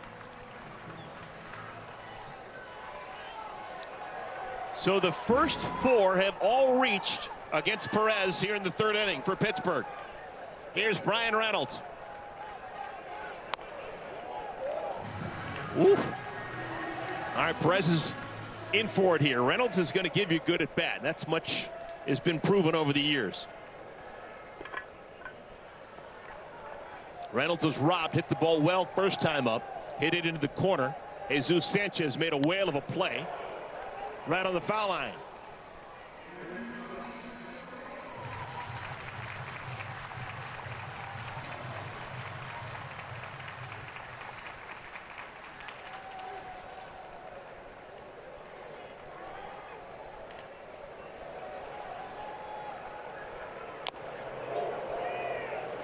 One and two.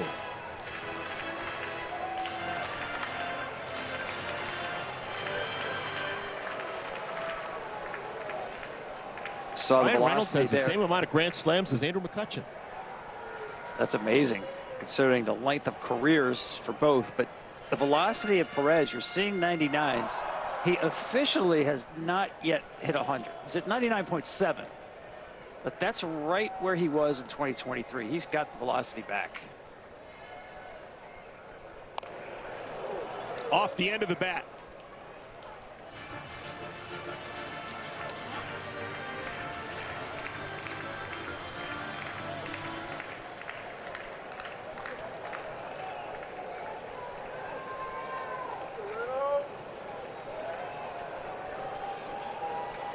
This will be the 24th pitch of the inning for Perez. Hammered into the gap in right center. This could score 3. Triolo's in. Cruz is in. Here comes McCutchen. A 3-run triple for Brian Reynolds.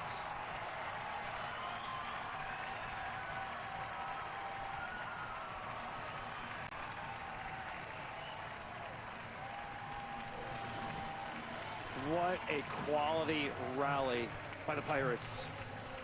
Great at bat after great at bat. The slider down. Get it in the air. He did, and more than that, got it in the gap. It started with Sullivan and continued throughout this inning, just wearing out Perez.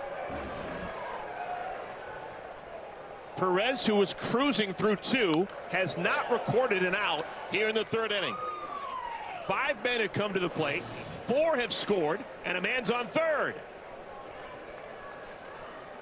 Yeah, that was just a rolling slider without bite to it. Did a nice job staying on net.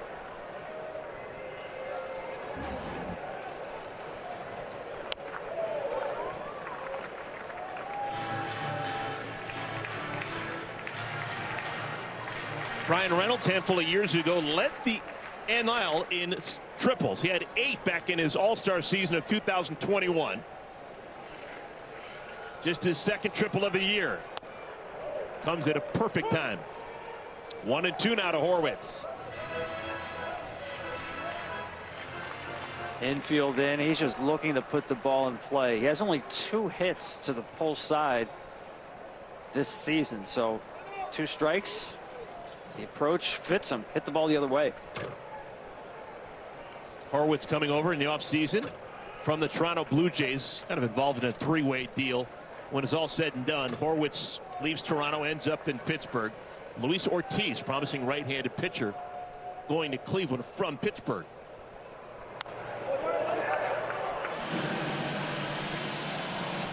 Yeah, and Eric, I was wondering how Clayton McCullough would manage this inning with a guy making his first start in 2 years.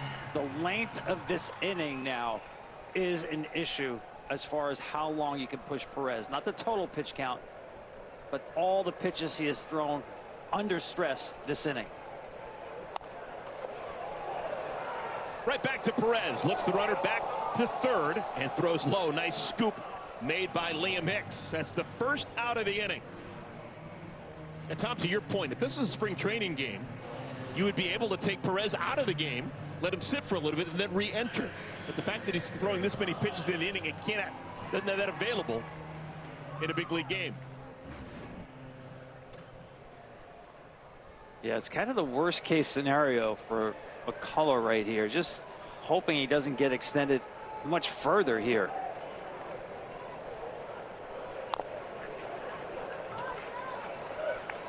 Nick Gonzalez fouls the first pitch. So this is just in the 3rd inning. 3 hits, 2 walks, 4 runs.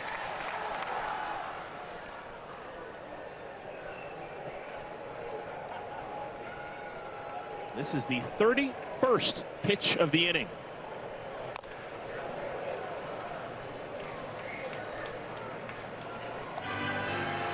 Yeah, he may be 1 base runner away from having to come out of this game. I can't see having your 22-year-old with this kind of an arm out there for a 40-pitch inning in his first start back.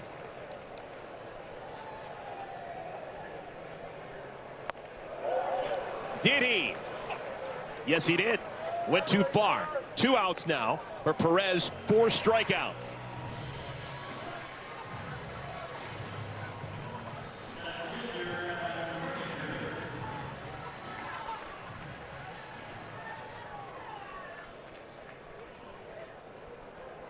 So Perez will stay in the game to pitch to Adam Frazier.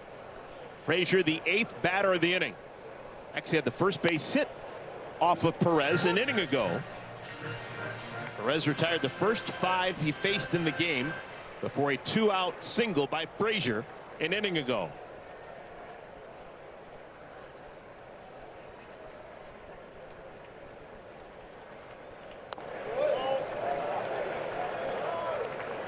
Catcher Ramirez tried to steal a strike.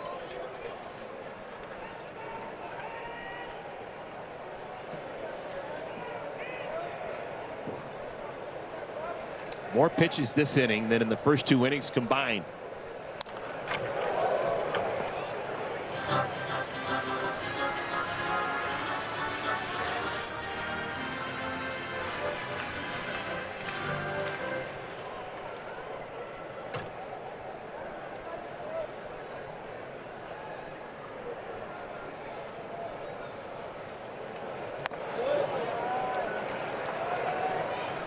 There you can see velocity's still there. The stuff still looks okay. The strikeout was on a terrific curveball. But again, it's the stress and fatigue is what you guard against here.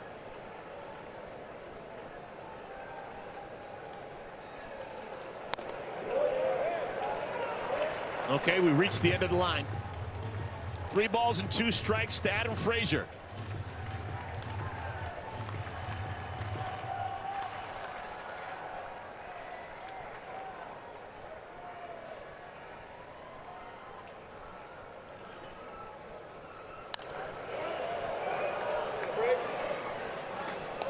And Frazier forces Perez to throw yet another pitch here in our third inning. Yeah, Don Kelly's got to really be happy with the quality of these at-bats. Started in the 8th spot in the lineup, and it has continued.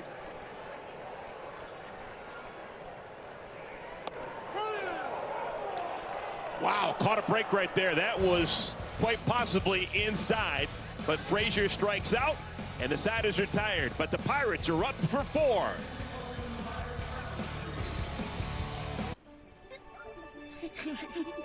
What do you think we're gonna see? Lots of princesses. That sing? Yeah, and there's villains too. Whoa! Tons of rides! And treats. And I heard at night, all the stars come down from the sky and make your dreams come true. Don't miss Cool Kids Summer with special savings on theme park tickets and now even more magical fun. You gesture, the world responds. Any car that doesn't offer that sense of control is a car that stops short of amazing.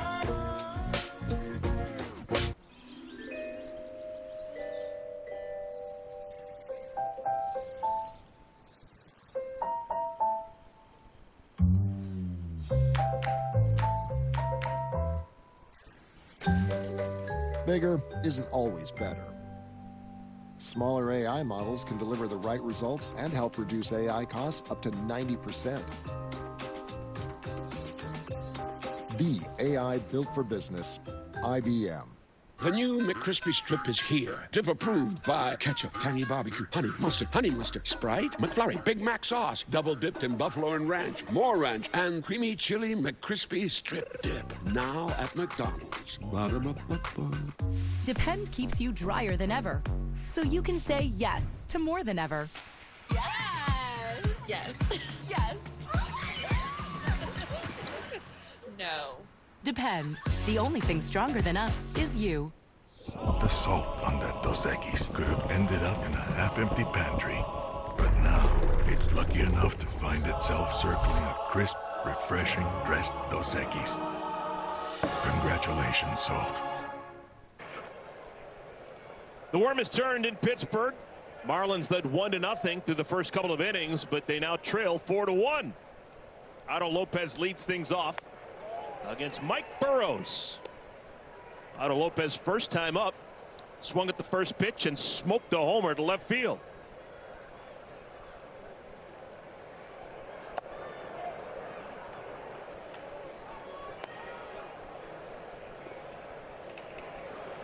Burrows just his 4th start of the year. Last start was a beaut. June 4th against Houston. 5 1/3 scoreless. Picked up the win. 6 strikeouts, no walks. But in trouble here. 3-0 to Lopez.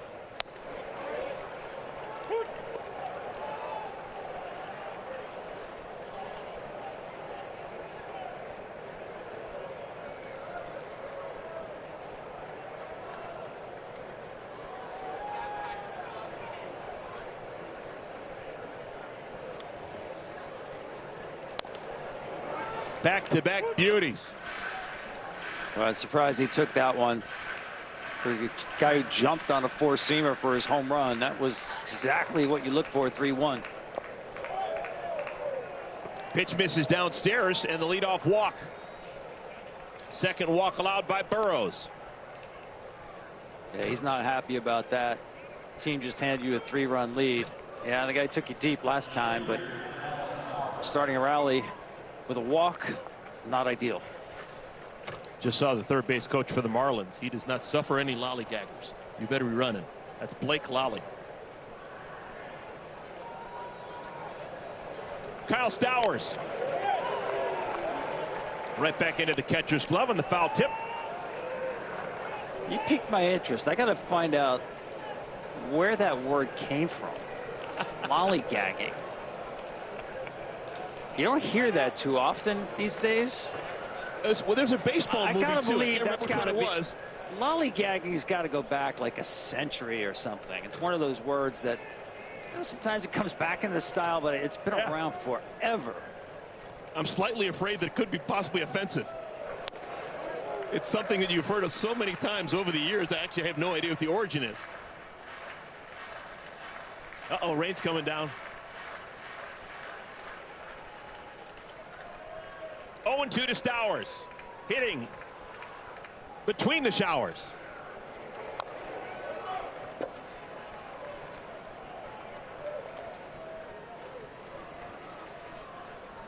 Blake Lally was a big league catcher for a bunch of different teams. I remember him as a Chicago Cub.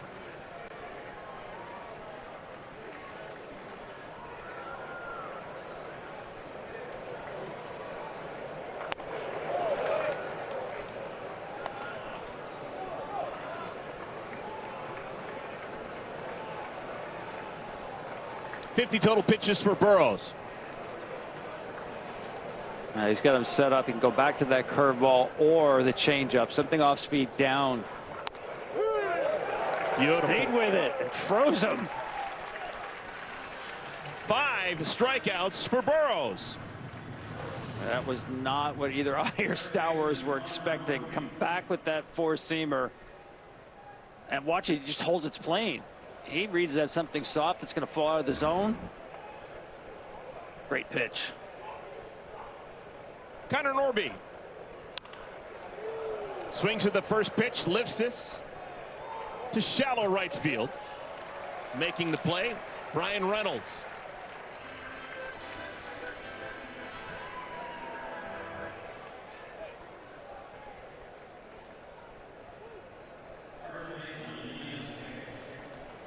Tom, in all your years, have you ever asked a player who's more uncomfortable during the rain, pitcher or batter? It's generally the batter. What batters hate most of all is when it starts dripping off the brim of their helmet. Right? They need to invent a special helmet for rainy days that has a little rain gutter on it. A little reservoir. Yeah. Because, you know, your eyes are everything as a hitter. And that can mess you up with the raindrops falling literally in front of your eyes. You really just handed someone an invention. I'm telling you, there's someone in their basement tomorrow trying to come up with the gutter helmet.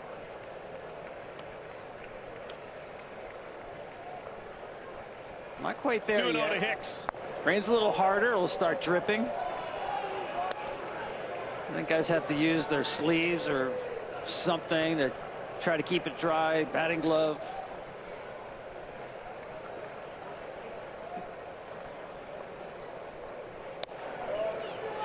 Four-pitch walk to Hicks. Well, another unanswerable question. We always hear about great horses that can run in weather. They're called mutters. I have never, in all my time doing professional baseball, heard of anyone being a great player in the rain. You play a whole bunch of innings in games throughout the course of the year in adverse conditions. I've never heard a conversation with anyone say, well, this guy, when it starts to rain, he locks in. No, but that is true in football, I would say, wouldn't you? Yeah, sure. Oh, yeah. Guys, you're heavy on the ground. Better balance. Pitchers hate when those cleats get just all muddied up. Dane Myers struck out his first time against Burrows.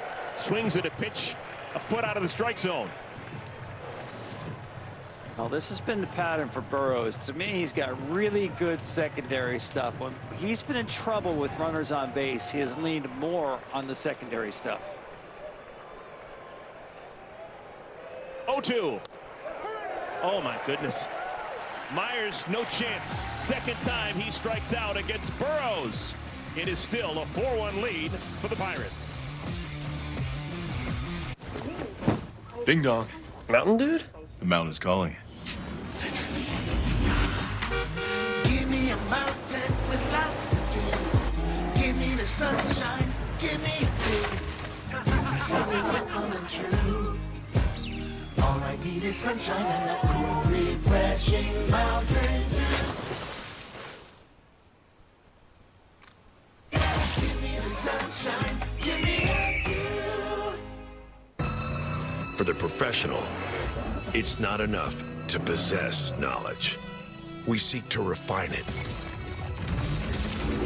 to wield its power, to redefine its boundaries. Knowledge is put to the test in every GMC Sierra. Or current eligible GMC owners get 0% APR with a total value of over $11,000 on this Sierra 1500 model. We are professional grade. Coffee Mate is the world's biggest coffee lover because we Biggest love. coffee lover? Huh? Impossible. Well, Coffee Mate loves all the ways you enjoy. Biggest coffee lover? I flew to Thailand for this. We have flavors from all over the world. I love iced coffee so much. I lost 2 fingers. Wow. Well, We need our little coffee treats, even if it means we'll never afford a house. what I'm trying to say is. Okay, maybe we're the second biggest coffee lovers. I'm getting 5% cash back on the monthly category I choose when I pay with my debit card. You gonna go? Where do we go from here? Home. Okay. You can pay your own way. Jack Daniels starts here. From cave spring water to sugar maple charcoal to smooth Tennessee whiskey. Made by those who pour everything into their craft. That's what makes Jack, Jack. The Miami Marlins have gone to the bullpen. Yuri Perez was really good first 2 innings, not so much in the third. Threw a whole bunch of pitches, now has to come out. So coming in, the right-hander, Jansen Junk. He's got a good arm. He's got 3 different kinds of breaking pitches, and he used them against both right-handed hitters and left-handed. I think it's a good move, Eric, getting Yuri Perez out when they did a great job really limiting that damage. Expended so much energy last inning.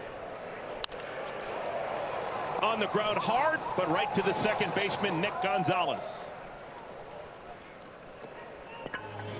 E. Brian Hayes rounds out to Xavier Edwards. Make your favorite players all-stars. Scan the QR code to cast your 2025 Pro Spirit MLB All-Star Ballot daily, or visit MLB.com/vote.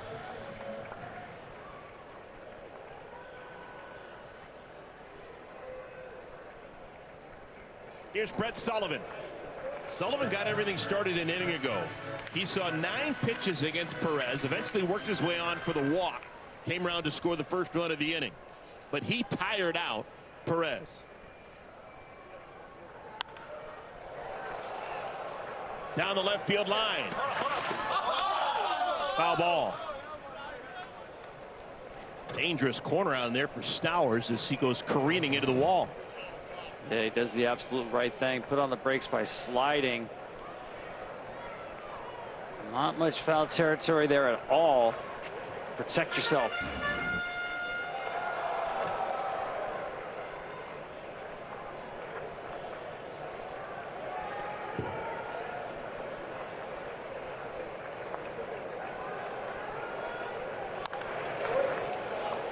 Jansen Junk is from Federal Way, Washington. He played collegiately at Seattle University. Seattle University is not known as a baseball school. It's produced exactly 2 big leaguers. The other one besides Jansen Junk, Tark Skubal. Whoop! That's pretty good. Former Seattle Red Hawk. Sullivan strikes out. 2 down here in our 4th inning. Climb the ladder right here. Got underneath the barrel. Yeah, I remember asking Tarek about that, how he wound up there. And he played football in high school, and he said he went to a showcase where it was the morning after he had played a football game the night before, and his velocity was way down. And Seattle was like the only school that said, yeah, we'll take you. Huh.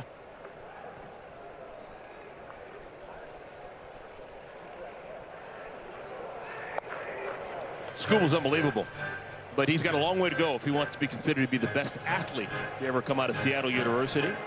And who might that be? Of Elgin Baylor. Elgin Baylor, one of the greatest NBA players of all time.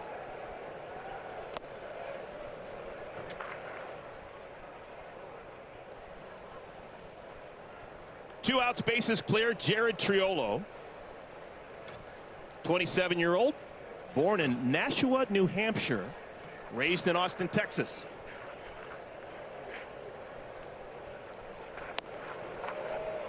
How about this for a factoid? Triolo, born in New Hampshire, he's got 14 career home runs. That's 6th all time in the history of Major League Baseball among guys born in the man on the mountain state. Well, you got to give me number 1.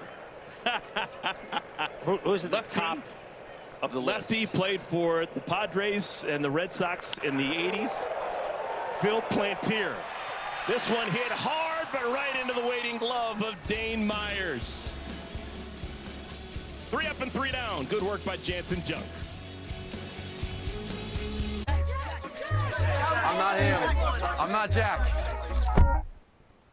Because a car that doesn't make you feel recognized is a car that stops short of amazing.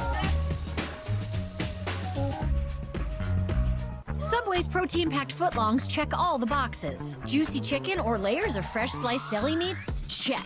All your favorite Subway sauces? Check. Plus, buy any footlong in the app, get another half off. Great deal? Check, check. Order now on the Subway app. The road to 2026 starts now with the Gold Cup. The Stars and Stripes face North America's best, looking to prove they belong on the world's biggest stage. No easy path, no second chances. The Gold Cup on Fox. Ready to start your own merch business, build a brand, or just see what your art looks like on t-shirts, hoodies, hats, pants, almost anything you want. Almost. No guesswork and no inventory risk. And you don't even need a heat press. An iron works just fine. Place, press, heal. It even works with an iron. Ninja transfers are the most resilient and high-end transfers available. Plus, the customer service response time will leave your head spinning. Remember, 90% of orders receive next-day shipping, even on small orders. Any design, any color, on any material. Visit ninjatransfers.com. Dang, your score is higher than a giraffe on a pogo stick. That's because I bank fee-free through Chime. Plus, I build credit through everyday purchases. That's a big perk. Hey, perk. Fee-free banking and early access to your pay is like being at Granny's house on a Sunday. Everybody eats. All right. Didn't know how that's gonna go. The MLB app's got game. Pre-game, post-game, and everything you need in between. Plus personalized daily content that hits every time. Catch it now on the MLB app. Well, they've been singing in the rain in Pittsburgh. Showers on and off. Had a 40-minute delay before this one began, but it's clear right now. And the home fans are enjoying what they're seeing. The Pirates lead the Marlins by a score of 4-1. Top of the 5th inning. Heriberto Hernandez swings at the first pitch and fouls it away. Singing in the rain with Don Kelly. Actually, I think Gene Kelly's a Pittsburgher. There you go. Yeah, it all fits. That is a fair ball. Down into the left field corner. That'll be a stand-up double for Heriberto Hernandez. The number 9 hitter is now 2 for 2 against Burrows. I mean, stay hot. We saw him take a fastball the other way, and here he gets the breaking ball. He's committed and he's out front, but we've seen his barrel awareness is pretty much off the charts. He squared that up.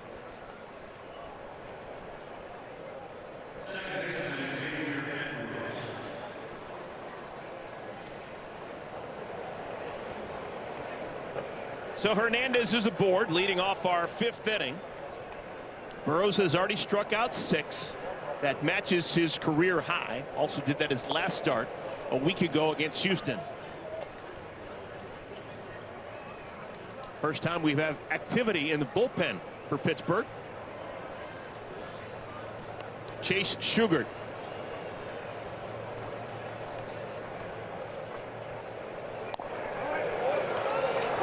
Bottom part of the zone, 1-1. So Eric, with your New Hampshire trivia, I feel like I'm in the back of my dad's blue Vista Cruiser station wagon on a trip down the shore playing the states game. You know, you try to find all the different states and license plates. Yes. So looking at Burrows here, he was an 11th round pick out of high school in Waterford, Connecticut. So do you know the pitcher with the most wins from the great state of Connecticut since 1900? I've got a great guess. on the ground. This will get the runner over to third. Edwards able to beat it out. Edwards is safe. Gonzalez knocked the ball down, but couldn't get it to first to get the speedy Edwards. Yeah, I love the hustle right here. Wet field here. Nothing's routine, especially to your left. And once it didn't stick in the glove, Edwards said, I'm going to get me a knock. So a wonderful start to the inning for the Miami Marlins. Horwitz has got to be careful there with his foot on the back. You got a guess for me? I've got wins, pitching wins from the state of Connecticut. Is that the question was? Since 1900. I'm going to say number 41 for the Cleveland Indians in the 90s, Charlie Nagy. You are so good. Huh. I was an educated guess. I knew he was from Fairfield, Connecticut, but I didn't know that he was the all-time leader. Nagy actually did go to UConn. This is down the left field line. Should drive in a run. Hernandez tags from third and scores. Give the RBI to Jesus Sanchez, and it's now a 4-2 game. A great job getting that runner in from third base, less than 2 outs. Just to clarify, if you didn't know, that actually that was an error on Gonzalez. The official score said that's a play that should have been made, so it's not a base hit for Edwards. It is an E4. And we're going to have a pitching change. Don Kelly takes the ball away from Mike Burrows. Job well done. We'll tell you about the new pitcher when we come back to Pittsburgh. We're looking for adults 45 and under to be in our HPV vaccination ad. Sound like you? Not me. In a relationship. If you're sexually active and unvaccinated, it could still be you. I'm too old. If you're under 45, you're not. For most people, HPV clears on its own, but for those who don't clear the virus, it can cause certain cancers. Wow. Gardasil 9 is a vaccine given to adults through age 45 that can help protect against certain HPV-related cervical, vaginal, vulvar, anal, and certain head and neck cancers, such as throat and back of mouth cancers, and genital warts. Gardasil 9 doesn't protect everyone and doesn't treat cancer or HPV infection. These diseases may have many causes. Your doctor may recommend screening for certain HPV-related cancers. Routine cervical cancer screenings are still needed. You shouldn't get Gardasil 9 if you're allergic to the vaccine, its ingredients, or yeast. Tell your doctor if you have a weakened immune system, are pregnant, or plan to be. The most common side effects include injection site reactions, headache, fever, nausea, dizziness, tiredness, diarrhea, abdominal pain, and sore throat. Fainting can also happen. Help protect yourself against certain HPV-related cancers. Talk to a doctor or pharmacist today. I know how to make slick-looking goggles/glasses, but I have no idea how to make slick-looking social media stuff. But GoDaddy Aero uses AI to create social content out of thin air, like this one. Walton Goggins goggle glasses are great gifts for all guys and gals. So the Pirates being super careful with Mike Burrows. They lift him with 1 out in the 5th inning. Run on at first base. New pitcher, right-hander, Chase Sugar. I was still trying to recover from that official scoring call. I thought that was a difficult play on that ground ball to second base. That's the one that caused this trouble for Burrows right there.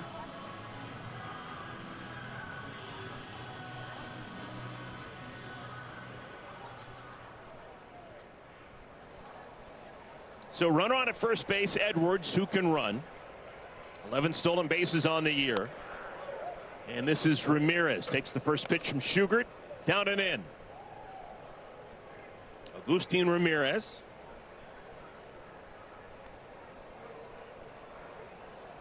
Oh for 2 against Burrows. Hits this one high and deep to center field. Cruz makes the play. Deepest part of the ballpark. 2 down. Yeah, it's such a hard play when it's directly over your head. It looked like he made a nice adjustment. He plays a little shallow. Yeah, he did. Watch him just look over the shoulder there and ran it down right on the track. To my untrained eye, Cruz still throws like an infielder. Doesn't have that classic over-the-top motion like an outfielder. but he throws hard. He might have the best arm this side of Paul Skeens on this team. Raindrops falling. Pitch misses high to Otto Lopez. Lopez mildly upset that Mike Burrows has been taken out. Perfect day so far for Lopez. A homer in the second inning. Walk to lead off the fourth. Good pitch.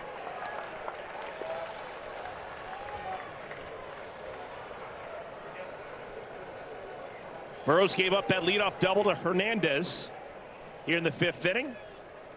Hernandez moved to third on the error by Gonzalez and came around to score on the sacrifice fly to left by Sanchez. That runner on at first is actually not the responsibility of Burrows because Edwards reached on what the official score deemed an error.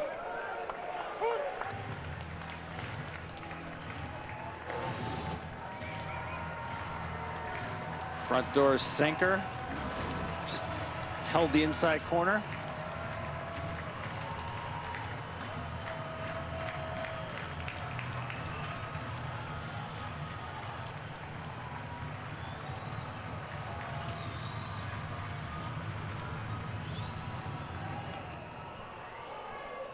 Looked like a very cordial conversation right there.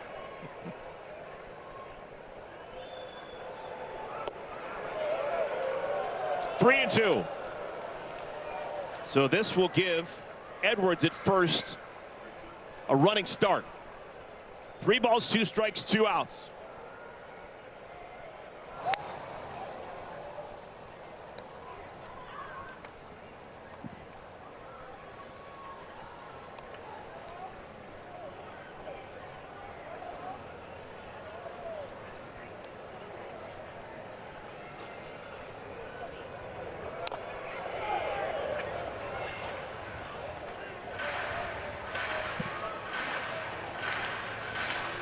The other day, Nico Horner of the Cubs got thrown out after a strike call against him. He turned to the home plate umpire and he said, you know, you're having a bad day. Oh. The umpire said, you're gone. That's all it takes, huh? A little bit outside. Maybe that close relationship between Lopez and Alan Porter behind the plate got him that call. And the inning continues for Miami. I don't know how he took this pitch just off the dish. Barely.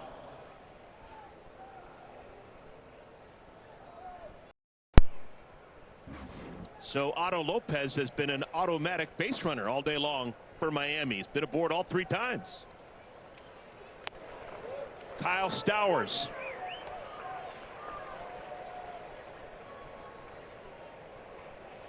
Two and a half years in ball. The Marlins last year at the trade deadline.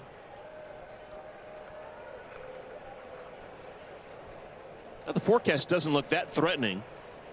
But if this out is recorded, this game is official. Are those thinking along those lines?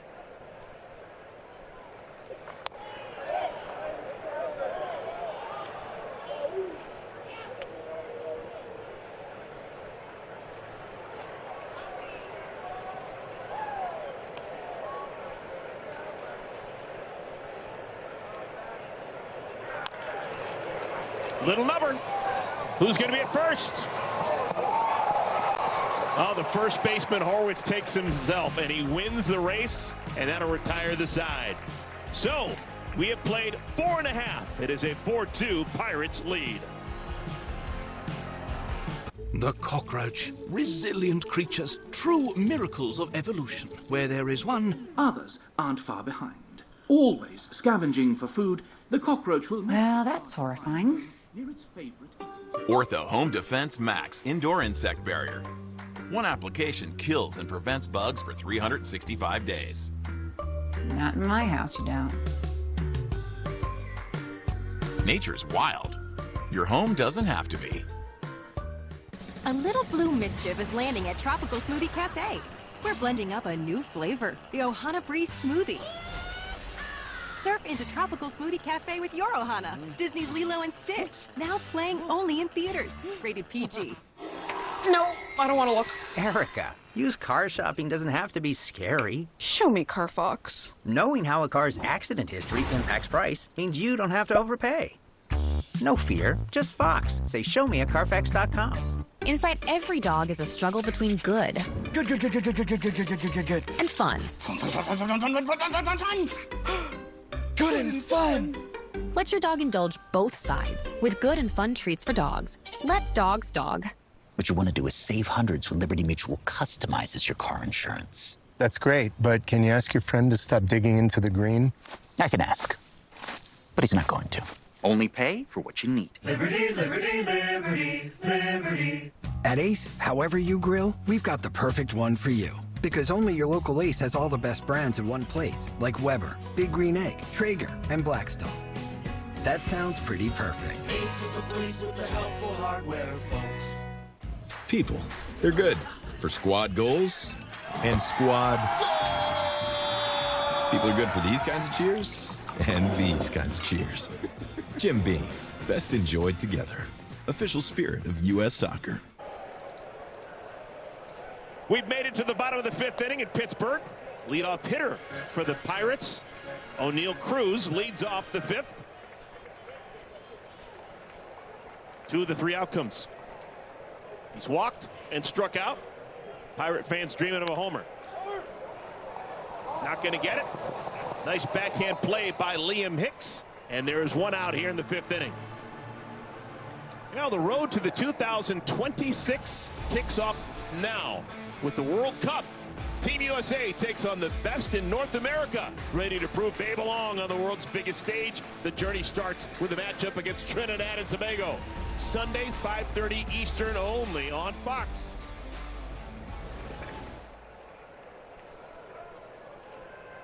Here's Andrew McCutchen. One of the cool things about baseball is if you look at numbers and names, frequently some just odd things pop up. On the all-time list of hits leaders, Major League Baseball history, Andrew McCutchen is 190th. Pretty cool. But the guys ahead of him in the 189th, 188th, and 187th spots, so the 3 guys immediately on top of him in terms of hits, all have the same first name. You get Willie Wilson, wonderful player, Willie Randolph, and Willie McCovey. Now moving up closer on the Willies, Andrew McCutchen now with 2,202 lifetime big league hits. Just carves this one the other way. Always had such great hands. Playing an important role with this team too. I love what he did. It was a couple of weeks ago. Some of the players were complaining about some calls going against the Pirates. And Andrew actually brought the team together in a closed-door meeting. Could be 2. To second for 1, on to first. Double play. Brian Reynolds hits into the 4-6-3 double play. To the 6th we go. Pirates doubling their pleasure on Miami. Own a design studio. Win a really big design contract. Realize you're more of a creative type than a finance type. Realize you got this. Use QuickBooks to get your cash flow flowing. Get live expert assistance to maximize your tax savings. I can help with that. Get back to doing what you love. Manage and grow your business all in one place. Intuit QuickBooks, your way to money. Who's here? Chief, no, T4 says. Because any car that doesn't offer the confidence that it will find you is a car that stops short of amazing.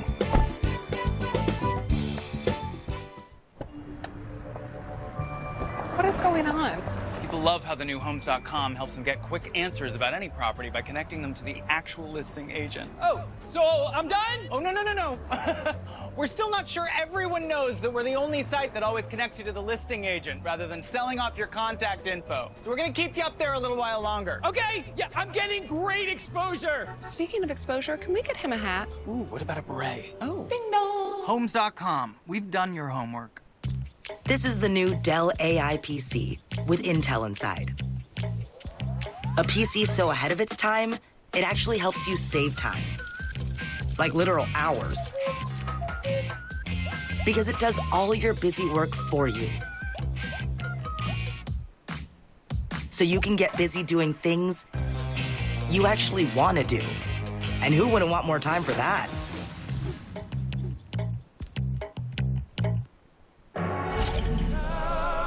That beer cap is about the luckiest piece of metal in the world. Chairing the welcome committee for a crisp, refreshing Dos Equis.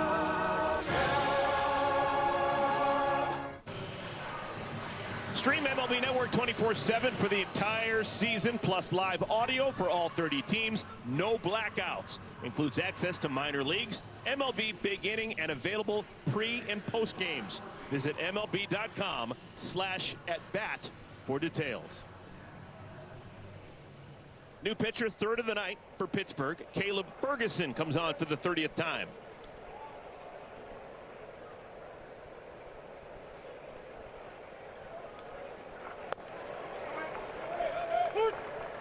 Caleb Ferguson has been around. We've seen him with the Dodgers, seen him with the Mets briefly. Last year was in Houston, first year in Pittsburgh.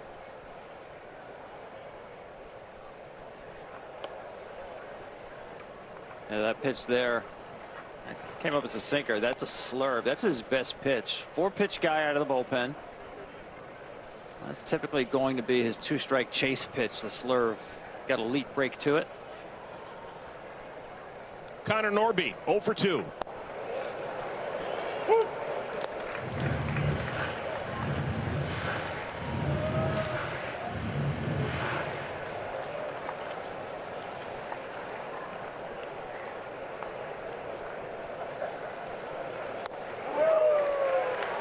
Strikeout. Ferguson strikes out Norby to begin our 6th inning. Good sequencing right there. Coming off the fastball that looked like a fastball. You see Norby's in front of it because the cutter just took a little bit off of it.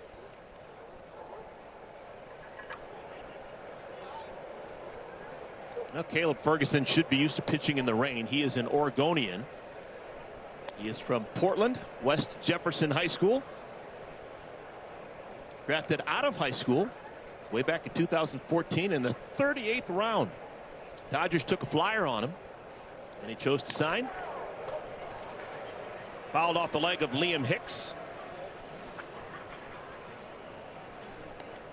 Did that ball hit his helmet, or did the bat hit his helmet? Looked like it hit the ground and came right back up. Oh, he just swung out of his helmet.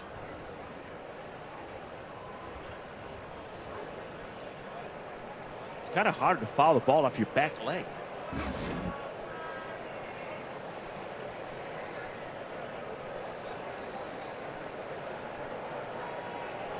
Liam Hicks, a Rule 5 pick from the Detroit Tigers organization during the winter, has to stay with the Marlins big league club all season long. And he's earning his keep. 282 batting average, 4 homers, 24 runs batted in coming into this game. OPS 820.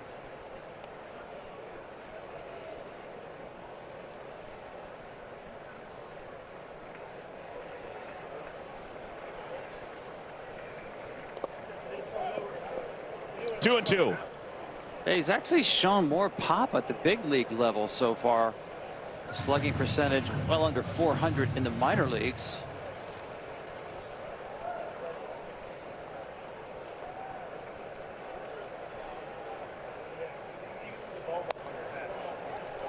Well, I have heard people talk over the years about people from cold weather states and sometimes unusual baseball training grounds sometimes develop later. Well, that would hold true for Liam Hicks. He is from Toronto, Ontario. So that is not year-round baseball these days. So he probably had limited time for baseball growth growing up. Did play college ball in the States, went to Arkansas State. On the ground softly right side. Gonzalez makes the play.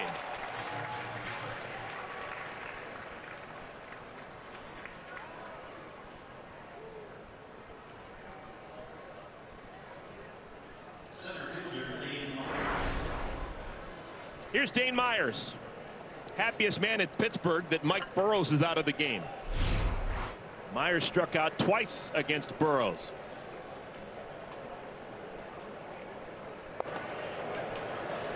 Called strike one.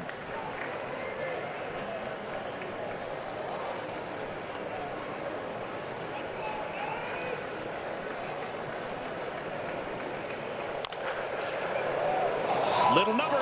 Triolo shows off that gold glove. Put him anywhere in that infield and he'll make a play for you.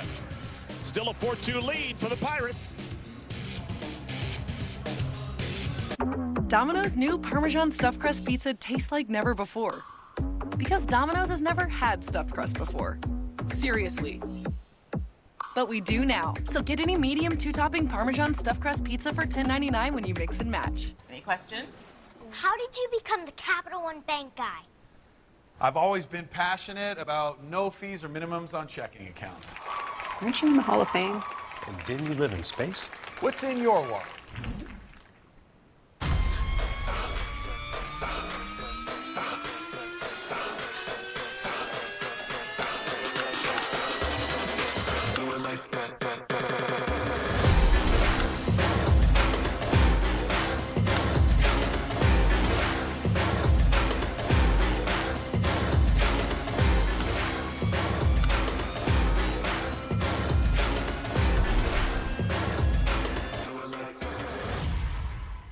Ready to start your own merch business, build a brand, or just see what your art looks like on t-shirts, hoodies, hats, pants, almost anything you want.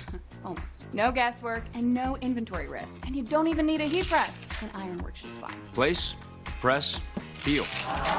It even works with an iron. Ninja transfers are the most resilient and high-end transfers available. Plus, the customer service response time will leave your head spinning. Remember, 90% of orders receive next-day shipping, even on small orders. Any design, any color, on any material. Visit ninjatransfers.com. If you're an executive, this shirt is a must-have in your closet. I was tired of floppy collars and shirts with sweat stains, so I got this shirt I saw on TV, and now I don't have to worry about any of that. I got it shipped in no time, and I switched from regular polos to this immediately. The brand is called Collars & Co. They make a regular stretchy golf shirt, but the top has a firm collar on it. I got rid of so many problems by upgrading to this. No dry cleaning needed anymore, and I'm free from uncomfortable long sleeves, and the collars stay stiff all day. Get 20% off using code TV at collarsandco.com.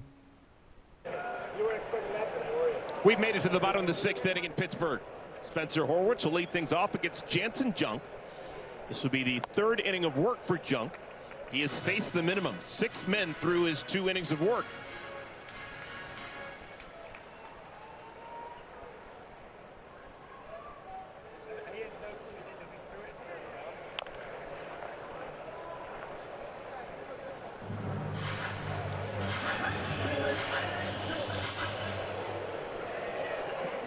Horwitz, Gonzalez, Frazier. Batting here in the 6th inning. All 4 of the Pirates' runs coming in the 3rd inning.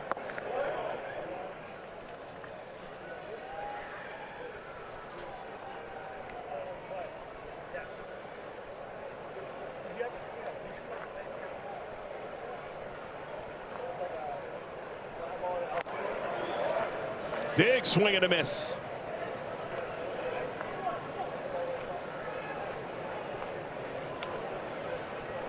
Last 2 years, Horwitz has been in Toronto. This is just his 20th game of the year.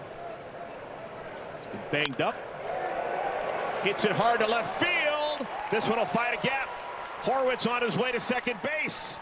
And he'll make it standing with a double. Spencer Horwitz aboard for the first time. He's got a leadoff double in the 6th inning. Yeah, that's his default swing. We talked about only 2 hits to the pull side this year. Stays on the baseball really well. Fastball, opposite field gap.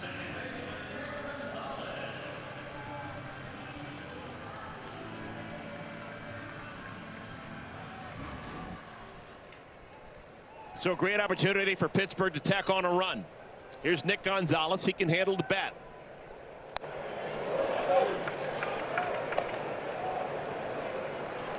Gonzalez had an ankle injury during the opening week against Miami that cost him 2 months of his season. Has just 23 at-bats on the year. Trying to round back into form. His job right now is to get Horwitz over to 3rd.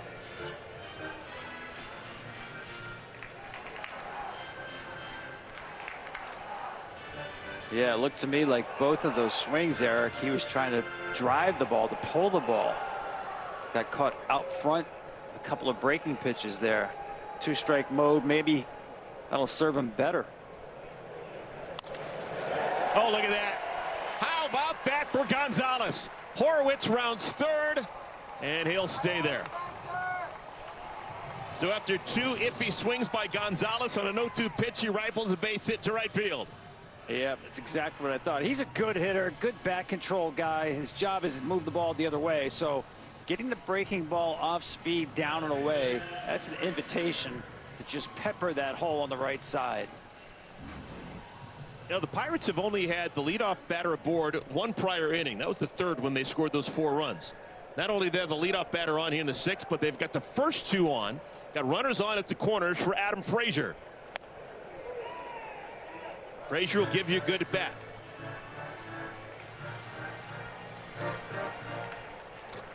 Yeah, the infield not all the way in. Keeping every option open. Depends on where the ball is hit to an infielder and the speed of the ball.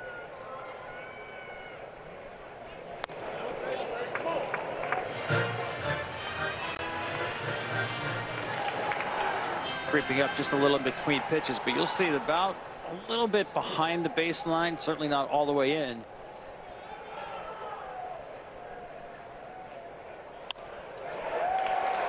Into left field, that'll get down. Center fielder Myers plays it on a hop. Horwitz scores the 5th run for Miami.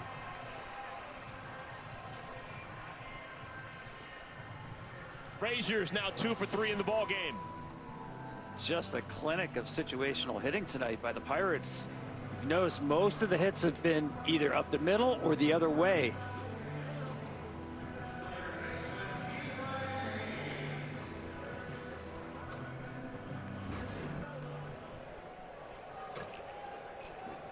So the energy in that dugout right now for Pittsburgh, really good. And it has been for a while. I'll tell you, Don Kelly, very impressive. You haven't heard anyone in Pittsburgh say a bad word about Don Kelly. Took over for Derek Shelton. This is now the 29th game that he's managed. The Pirates off to that terrible start. 14-14 through 28 games under Don Kelly.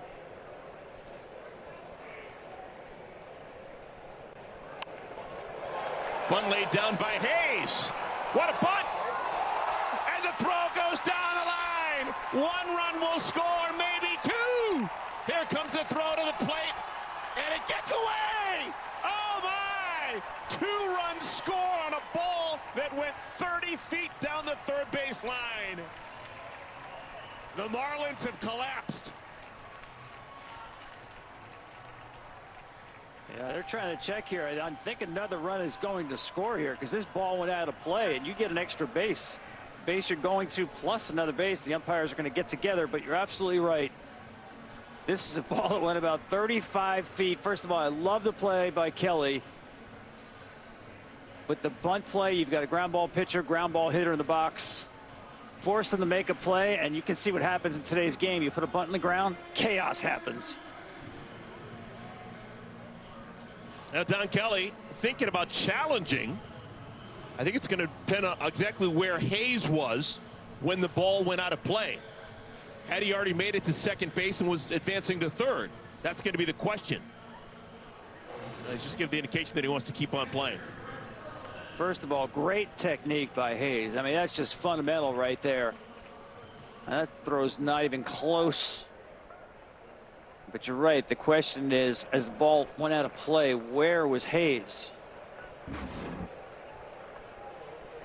So we play on. There's still nobody out. Already a 5-run lead for the Pirates. This is Norby coming on, and this throw had no chance. Yeah, remember, wet field. Yeah. And yeah, we didn't see the end of that play, but the umpires did get together, which you want to see. It's a timing play. Get everybody's opinion. What did you see?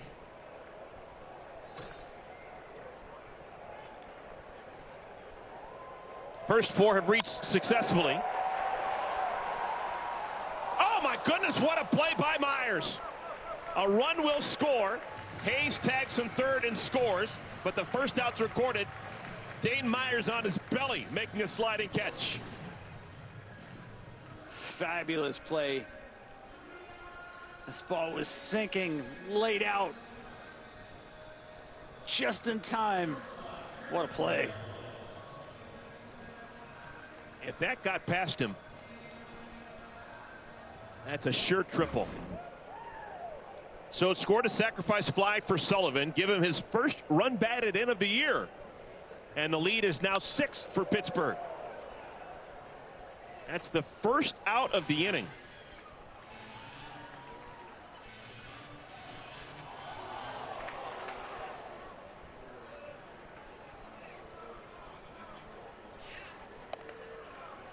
Triolo takes outside 1-1. Just going back to that play by Brian Hayes, they ruled it a single.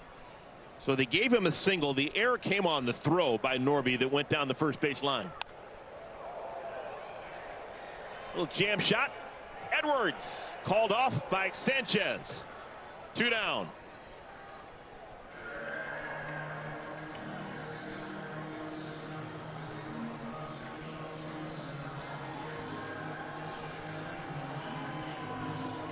These are good old-fashioned rallies the Pirates are putting together.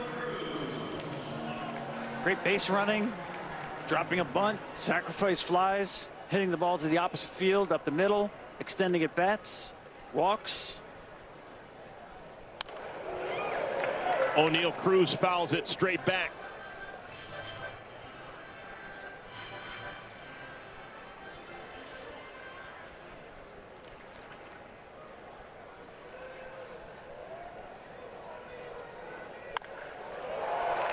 Hammered to left field.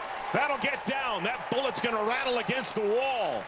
Cruz aboard with a 2-out double. Aren't too many humans hit it harder than O'Neill Cruz. No, there are not. This is a changeup. Just stayed on this. And that was a rocket.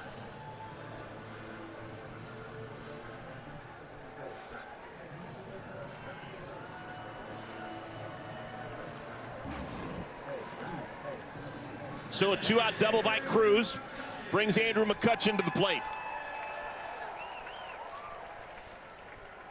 McCutchen with a meatloaf special. 2 out of 3 ain't bad. Hits his last 2 times up. Scored a run and he's driven 1 in.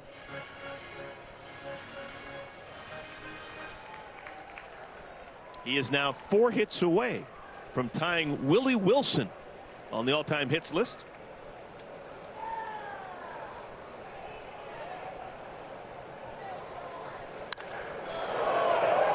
Lifted high. Foul. And out of play. It's the screening.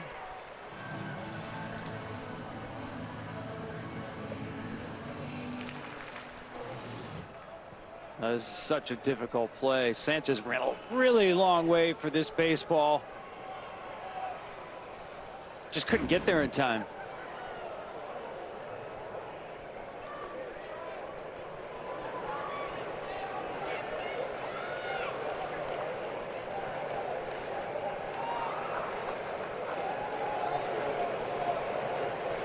Junks 0-2.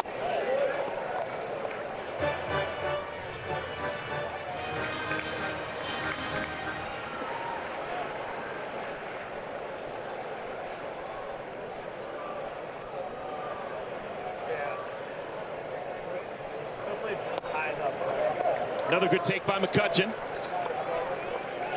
But he just does it. McCutchen was an all-star.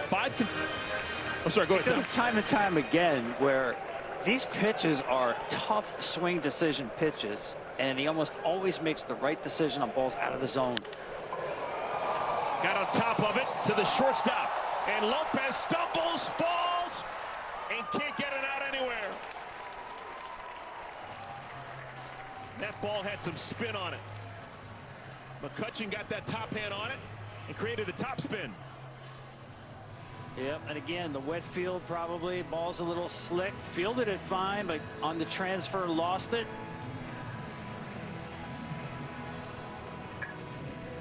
It's like a wet bar of soap.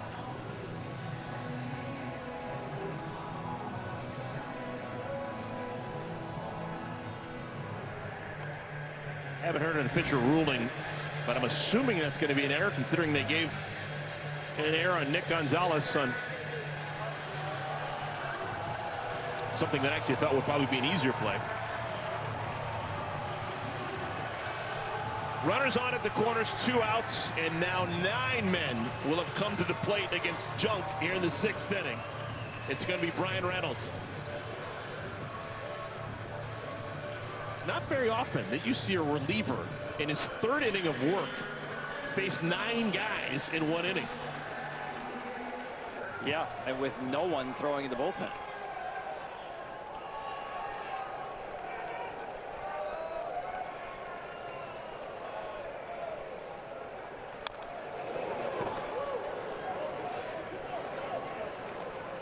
A lot of ups and downs for Brian Reynolds today. Was robbed on a great running play by the right fielder Sanchez in the 1st inning. Had a 3-run triple. That was the zenith of his day back in the 3rd inning. And then in the 5th inning, bounced into a double play. Heartache sandwiched around ecstasy. Into left field. Stowers makes the play, and that'll do it. But the Pirates, they bat around. They now lead 8-2 over the Marlins. Liquid Death soda-flavored sparkling waters have 1/10 the sugar of top sodas, so we hired 1/10 of Tony Hawk to tell you about it. Hi, I'm 1/10 of Tony Hawk, and I just love these products. 1/10 the sugar is crazy. But you know what else is crazy? Other sodas have 10 times the sugar. Pretty sweet, kid.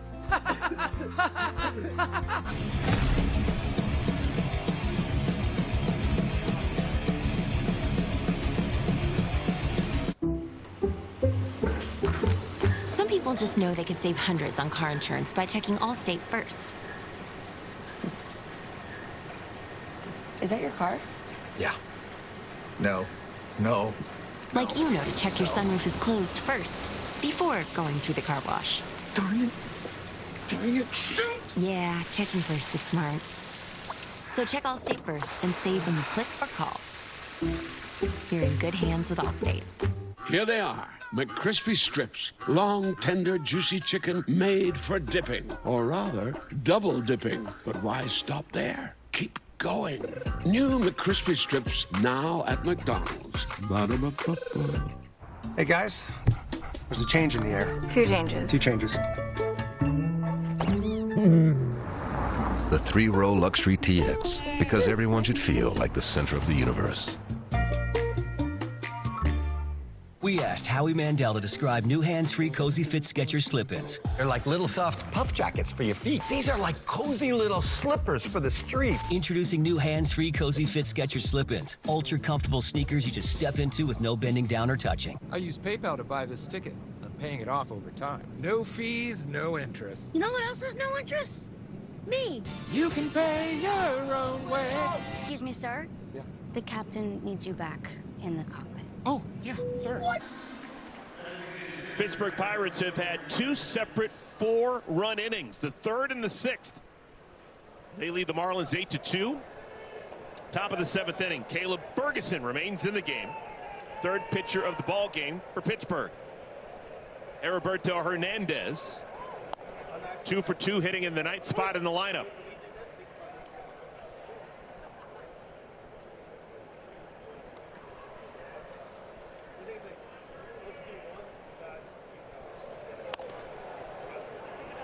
Pirates beneficiaries of a very generous Marlins defense an inning ago. Marlins were charged with 3 errors in the inning. Hard to right field. Play made by Brian Reynolds. 1 down. Let's go to Chris Myers in the studio for a game break. Hey, thanks, Eric. Braves in Milwaukee's 5th inning. Ronald Acuna Jr. Now 5 homers in just 16 games coming off that injury. And then later in the same inning, Matt Olson. Here's his 14th homer. Chris Sale has that lead on the mound for Atlanta. It's a 3-1 Braves advantage in the 6th. Back to Tom and Eric. Thanks, Chris. 3-1 lead with Chris Sale. Sure, I'd feel confident, but you never know with that Braves bullpen. Back to the top of the order, Xavier Edwards.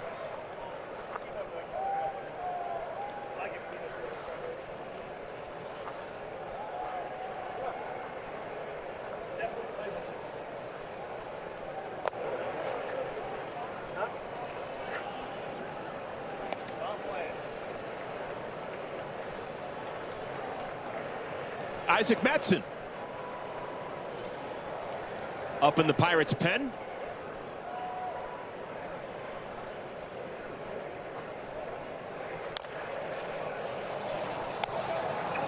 First baseman Horwitz.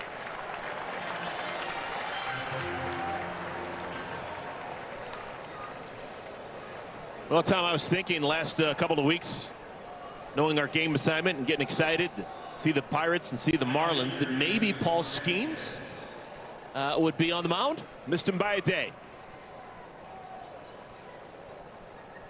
And boy, was he good yesterday. Didn't get a W, which that's the way things have gone for him this year, but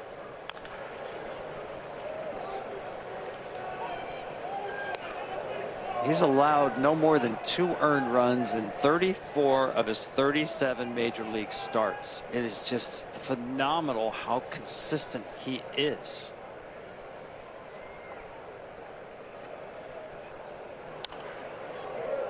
Pirates fans were transfixed by that shaded in number on the bottom of the screen. Run support average, a little bit over 3 runs per game this year. It sounds crazy, but I actually think he's underappreciated in what he is doing. First of all, he's throwing 7 different pitches. He is a craftsman on the mound besides being a power pitcher. Good job by Ferguson. He strikes out Edwards, gets a 1-2-3 7th inning. He's retired 6 in a row.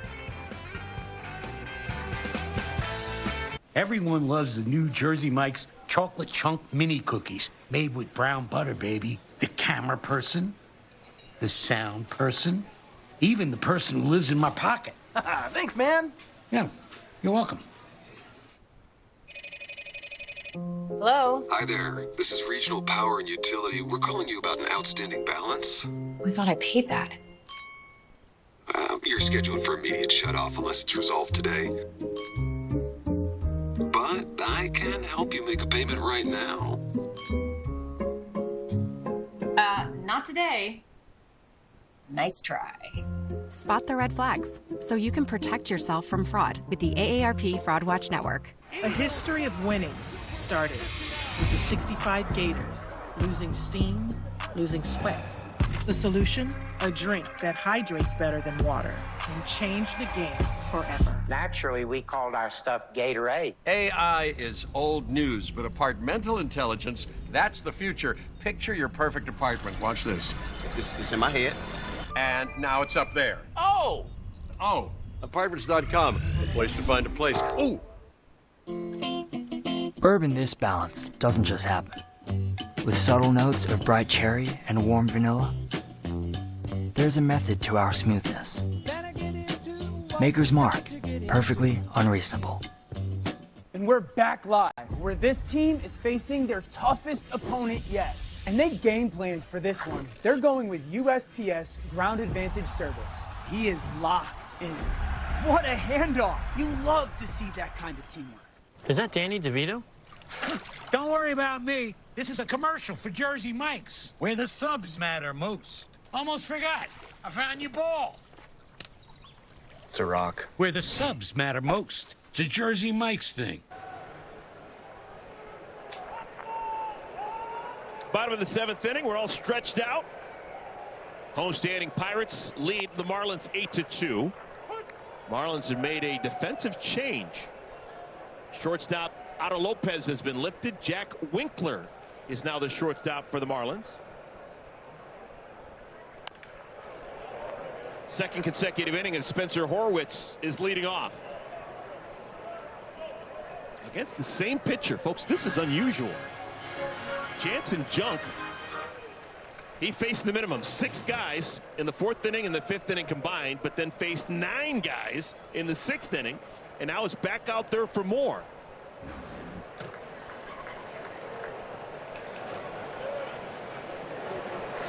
This is like a 1970s era middle relief performance. Just take the ball. We don't want it back. I'm telling you, this throwback night tonight. Pittsburgh with 2 4-run rallies by stringing hits together.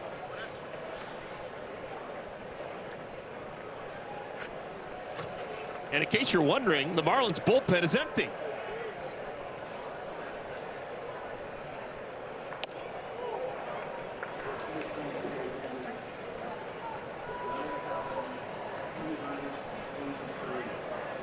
Third and the sixth with the big money innings for the Pirates.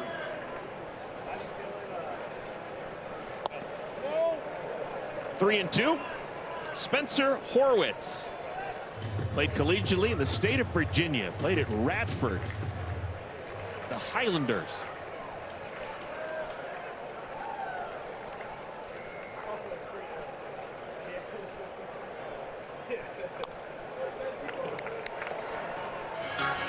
I'm still trying to figure out the change at shortstop. A little odd to take out your cleanup hitter and shortstop in the 7th inning. And Lopez actually hasn't been retired.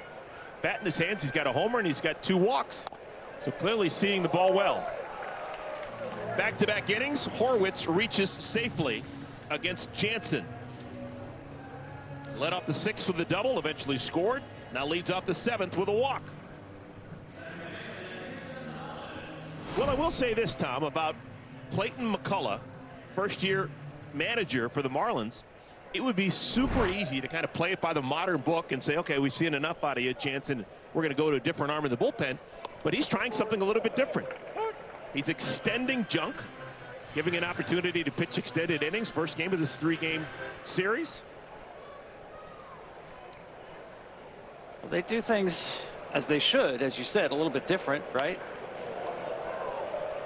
Limited resources as far as acquiring talent. And I brought that up to Clayton today, noticing that the Marlins throw very few fastballs. You know, only the Red Sox last year, since we've kept track of these things, throw a lower percentage of fastballs. And he had a good explanation. That'll get through. Nick Gonzalez with a base hit. Horwitz, station-to-station baseball, stops at second. That fastball was hit the other way again by a good hitter.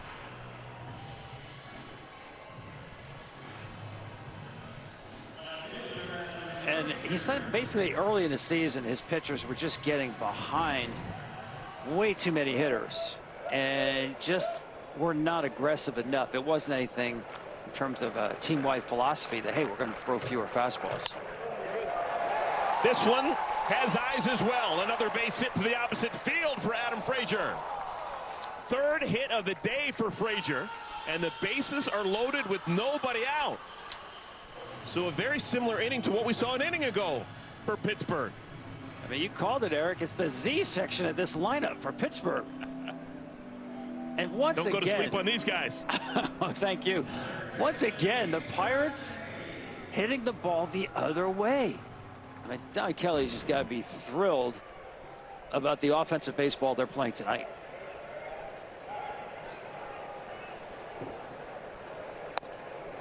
And still crickets in the Miami Marlins bullpen. Jansen Junk may have angered someone. Key Brian Hayes. He goes the other way. It's caught by Sanchez. Horwitz does not try the arm of Sanchez.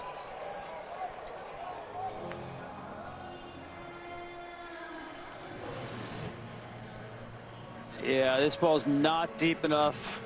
Horwitz does get back in time, but you're not going to run on Sanchez right there.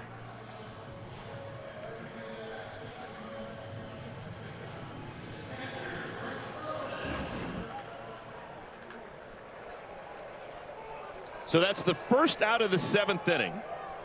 Brett Sullivan will bat. Just one official AB on the day for Sullivan. He's walked and he's also hit a sacrifice fly, plating a run an inning ago. First big league game since July of last year. Back then he was a San Diego Padre. That'll make it through. That'll score at least one run. Horwitz scores. Gonzalez being stopped at third.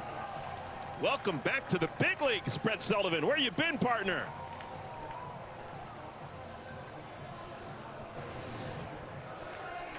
Take advantage of an opportunity. A couple of catchers go down on the Pirates roster, and next man up, Sullivan. I mean, the Pittsburgh Pirates came into this game scoring the fewest runs of any Pirates team in the last 109 years. Good and call. Today they're putting on a clinic. Pirates came into this game a team batting average of .227. They've got 13 hits, and we're still in the middle of the 7th inning. Number 9 hitter Jared Triolo, 1 for 3.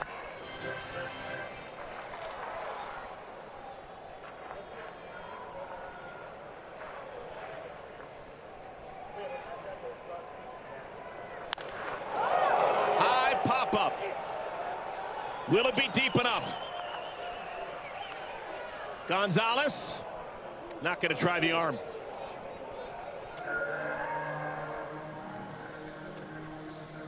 There are now 2 outs in the 7th inning. Oh boy. One massive hurdle for Jansen Junk to get over to get back into that dugout. O'Neill Cruz will be the batter.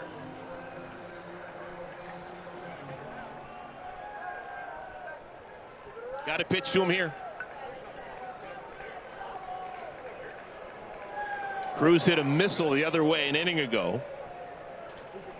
Getting a double to the left center field gap. Hits this one high and deep to the warning track and into the glove of Dane Myers. A little bit too much air underneath it, and the side is retired. Pirates tack on an extra run.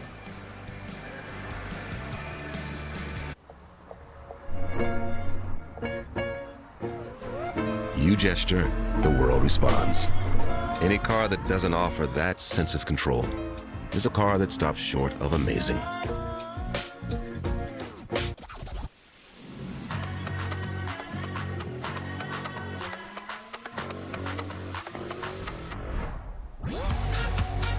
With low prices store-wide, eat well for less at Whole Foods Market. This is Pato Award. His last name's Irish, but his first words were... Pato's the fastest 25-year-old on 4 wheels. He looks like a one-man boy band. He charms like a British spy, and he doesn't have fans. He's got groupies. This is the next face of IndyCar. Welcome to the fastest racing on Earth. Being single for years, what would it do to you? Would it make you sad? Would it make you lose hope? Would it make you feel disconnected? I wouldn't know. Because I'm using datemyage.com. Grab your phone or laptop.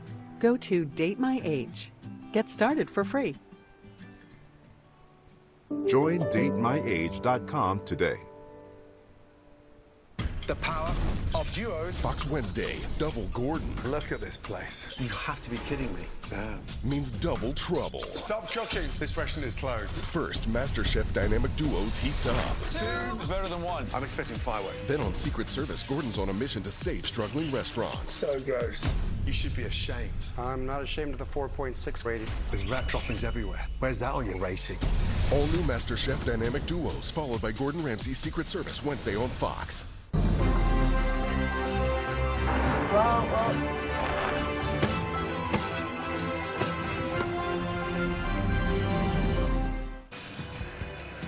Beautiful Pittsburgh, Pennsylvania on a Monday night. Hard along the shores of the Allegheny River. It has been all Pirates. Marlins actually grabbed the first run of the game on a home run by Otto Lopez, but that was a long time ago. The Pirates have strung together 13 hits. They had a 4-run third. They had a 4-run sixth. They lead 9-2. Both starting pitchers long gone. Neither will factor in the win. Looks like Yuri Perez is on the hook for the loss, but the starter for the Pirates, Mike Burrows, didn't go long enough to qualify for the win. Kyle Nicholas is into the game. Former second-round draft pick of the Miami Marlins. Now in his 3rd big league season as a Pirate. Agustin Ramirez, the batter.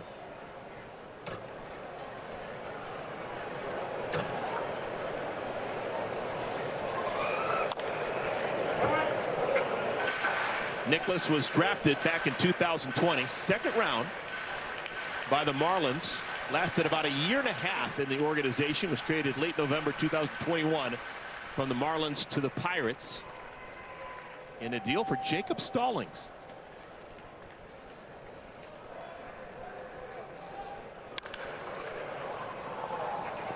Scooped up by Triolo. One down. Let's go to Chris Myers in the studio for a game break. Hey, the Mariners and Diamondbacks, those that might be tuning in, they're going to start on FS2 in just a bit here. Stay tuned. As soon as you're finished with this game, they'll pick it up on FS1. You'll get to see the Majors home run leader, Cal Raleigh. That's coming up after Eric and Tom wrap up here over on FS2 right now. Eric? Thank you, Chris. Okay. Monday Night Baseball, full of it, wall to wall. 99 miles per hour. Jack Winkler's going to get his first AB. Came on defensively an inning ago for Otto Lopez. Lopez finishes the day with a perfect night. Homered and walked twice.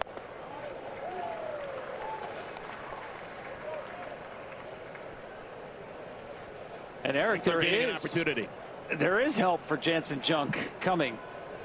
The Marlins bullpen is active.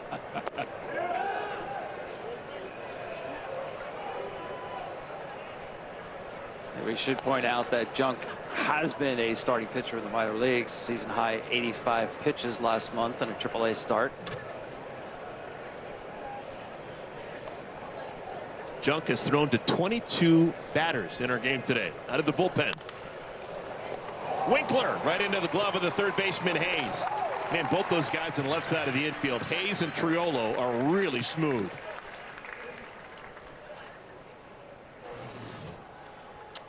Yeah, especially if you're a left-handed pitcher on this staff. Put the ball on the ground, the pull side to right-handed hitters. You're in good hands with those two over there. All right, Tom, you get the hardest question of the night. If you're a pitcher, who do you trust more behind you defensively? Keep Brian Hayes or his dad, Charlie?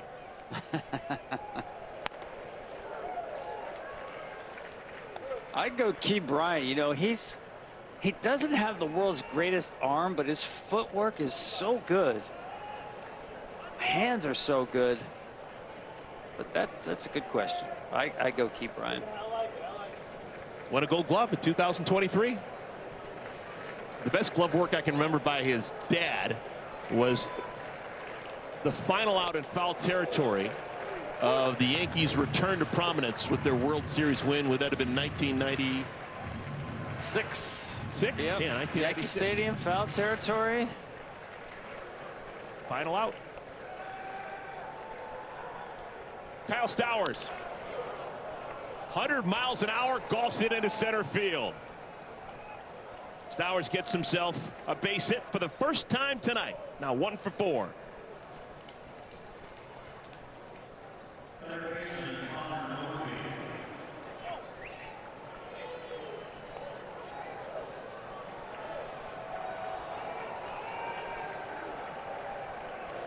Here's Connor Norby.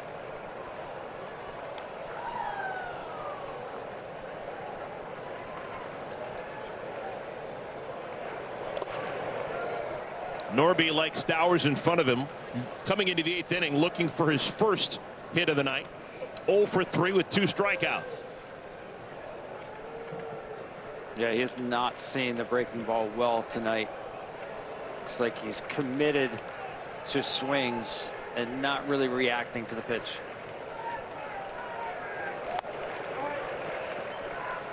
Oh, and 2. Stowers scampers into scoring position.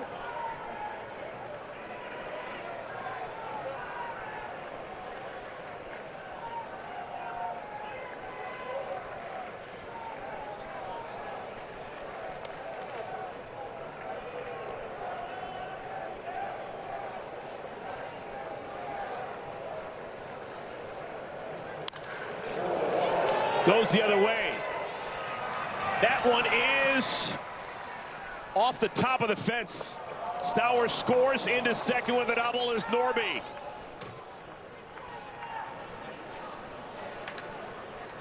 That was a good swing by Norby. I thought this ball was getting out. That's a beautiful swing right there. Squared it up. Didn't miss by much. Oh, 2 feet. You see that mesh, a chain link fence.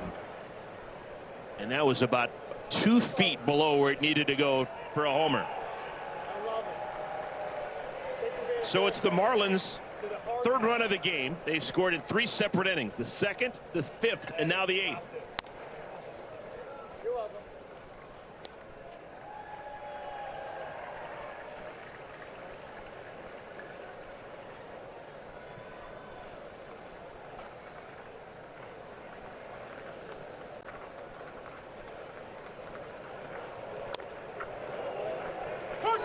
Breaking ball for a strike to Liam Hicks.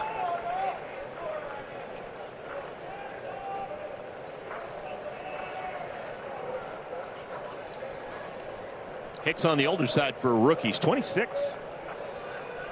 But getting a great opportunity. Rule 5 draft pick from the Detroit Tigers.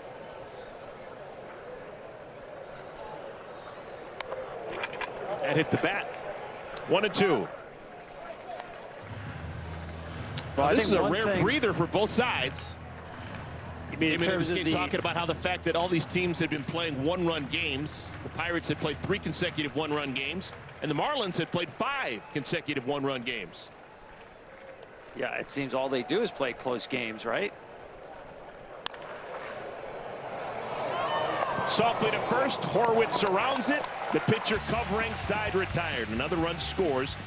We go to the bottom of the 8th inning. The Pirates lead the Marlins by 6. Our energy turns driving into a transformative experience. It takes handling and makes it super handling.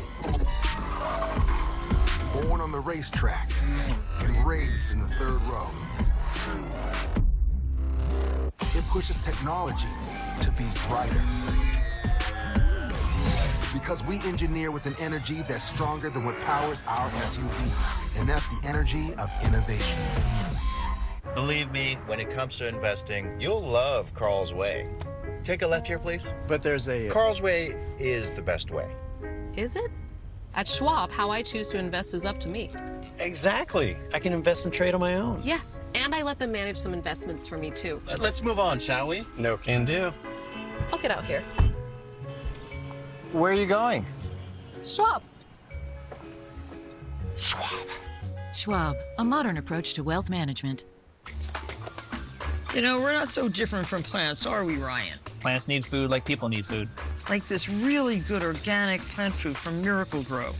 These peppers look hangry, Ryan. Eat them, don't just stand there. The salt on that Dos Equis could have ended up in a half-empty pantry. But now, it's lucky enough to find itself circling a crisp, refreshing dressed Dos Equis. Congratulations, Salt. It's Saturday night, game night or date night, where you get all dressed up, go eat something you can't pronounce, then catch a rom-com where, surprise, they make out at the end. Or you could have real fireworks, skip the awkward small talk and yell at the umpire together. Baseball on a Saturday night, it's still technically date night. And plot twist, you get the best seat in the house and no dress code required. If it's Saturday night, it's baseball night in America. Saturday at 7 p.m. Eastern on Fox. Pirates lead the Marlins 9-3. The evening is done for Jansen Junk.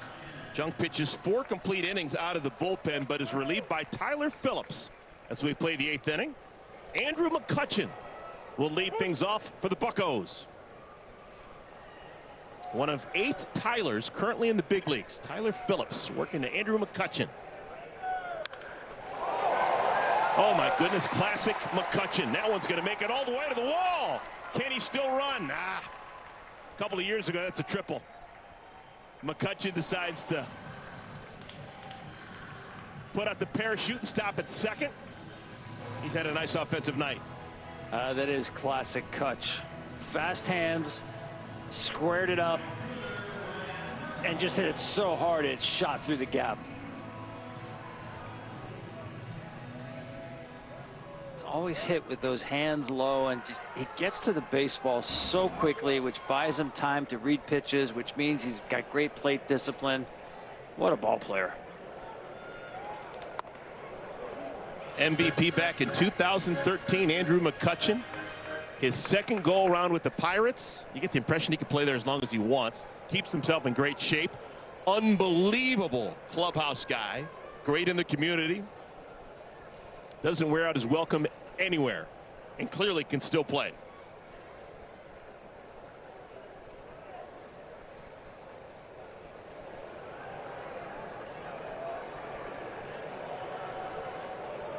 Ryan Reynolds. There have been so many wonderful players. They've been playing baseball in Pittsburgh forever. You go way back, and Pie Traynor and Archie Vaughan and all that kind of stuff. And then you go to those great teams in the 50s and the 60s and the 70s. The We Are Family Pirates.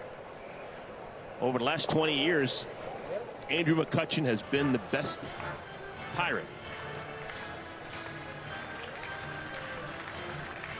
Yeah, face of the franchise. Went away for a little while, 4 or 5 year stretch. This is home. They did it right. Drafted him in the first round, developed him, and had a lot of wonderful years. 5 straight All-Star appearances between 2011 and 2015. Something about those Pittsburgh outfielders: Roberto Clemente, Andrew McCutchen, Dave Parker, Barry Bonds. Not quite, but Andy Van Slyke was good.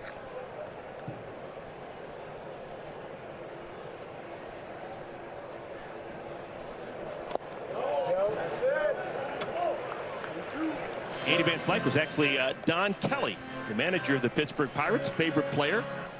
Don Kelly is a Pittsburgher. Born in Butler, Pennsylvania, high school, Mount Lebanon, went to college at Point Park, which is flat out right down in downtown Pittsburgh. Knows all about the Pittsburgh left.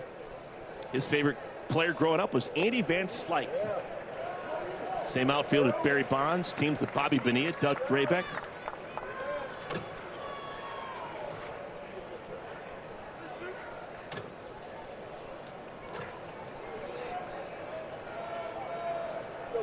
Three and two to Reynolds. Down the left field line, that'll get down. McCutchen will stop at third. And talking about all these wonderful Pittsburgh Pirates in years gone by. How about a birthday shout out to Dave Parker, the Cobra, today celebrating birthday number 74. Wow, in his prime, there was nobody better as an all-around player.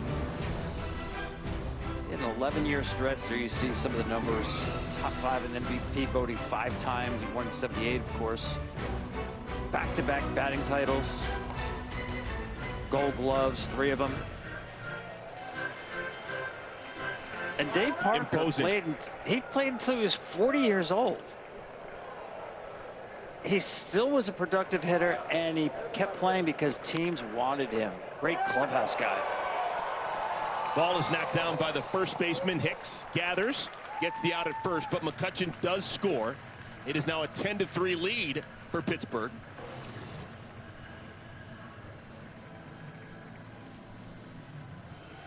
Put the ball in play, get the run in.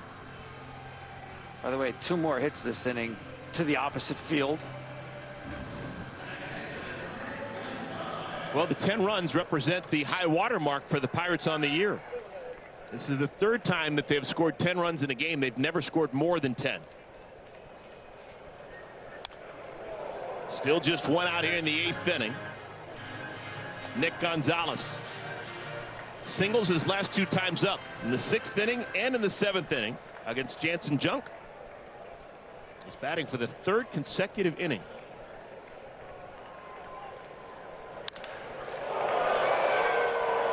Hammered center field. Edge of the warning track. Catch is made by Myers. And Reynolds puts out an anchor.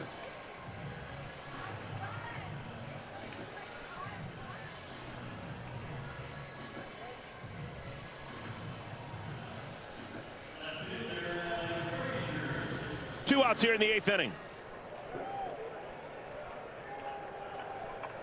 Don Kelly actually has ties to both these franchises. Was a big leaguer with both the Pirates and with the Marlins.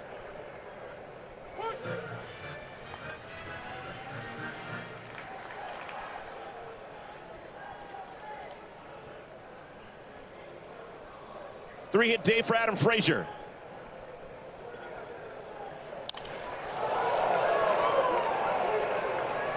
In left field, plays made by Stowers, and that will do it for the Pirates here in the 8th inning. They lead by 7. 10-3 is our score. Pirates trying to salt this one away when we come back.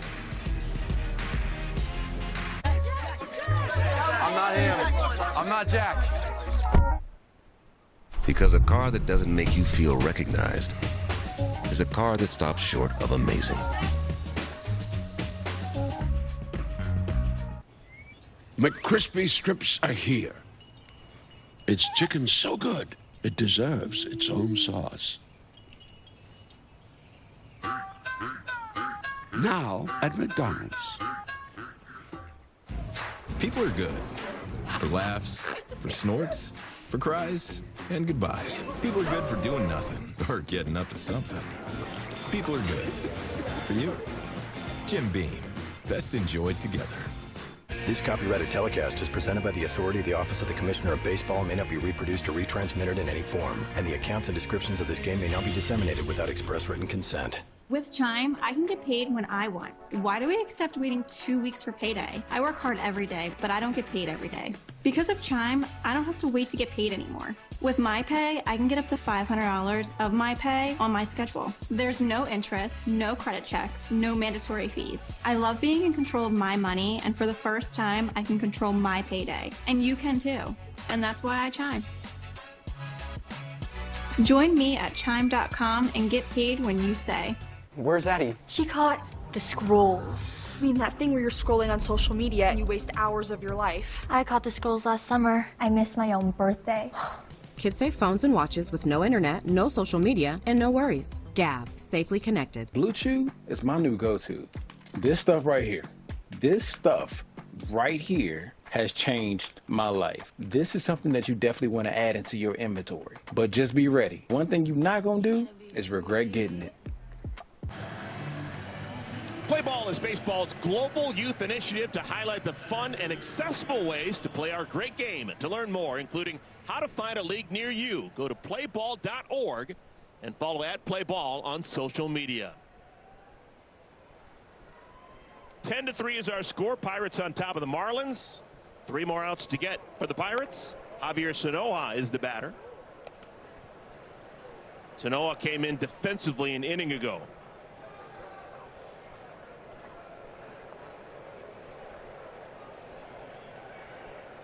Second inning of work for Nicholas, and he gives up a base hit to Sanoja. Leadoff single for Miami.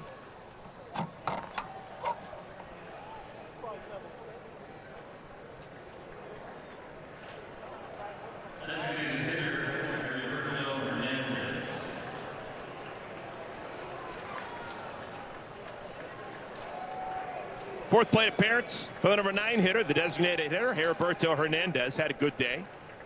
2 for 3. Singled, doubled, and hit a bullet his last time up that was caught by the right fielder on the warning track.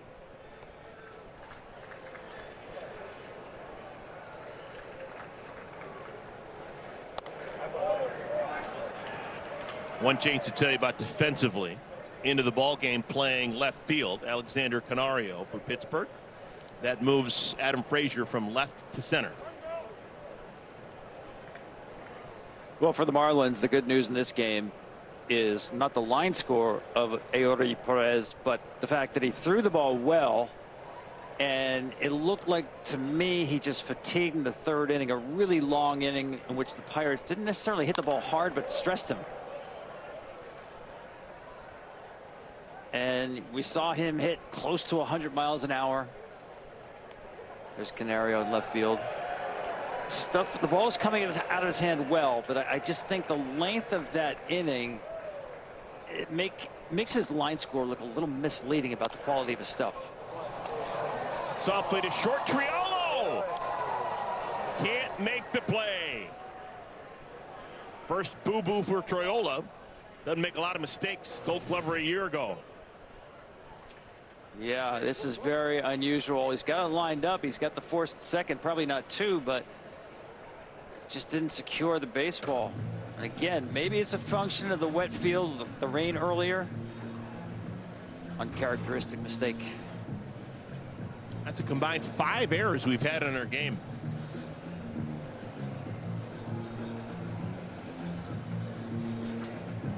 Just in case activity in the bullpen for the Pirates.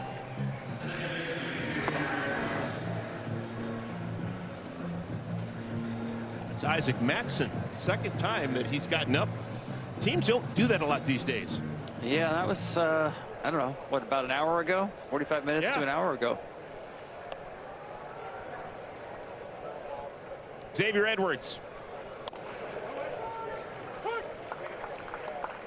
Hey, he was pitching an indie ball a couple of years ago, so whatever they need him to do, he will do so happily. Give me the ball. Beats a bus ride to Sioux Falls. Triolo has it on the outfield grass to second for 1. Edwards runs very well. And he beats out the throw to first.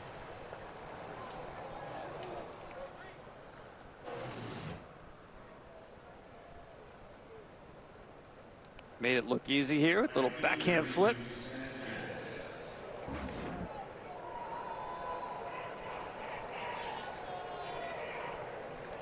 Jesus Sanchez will step in.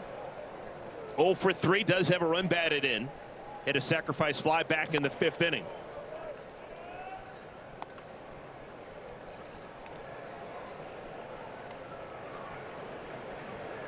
I've actually been to an independent baseball league game in Sioux Falls before. I'm not giving strays to the folks out there in Sioux Falls, South Dakota. Are they still the Canaries? That's the Sioux Falls Canaries. Yes, they play at the Birdcage. Not to be confused with the Sioux City Explorers.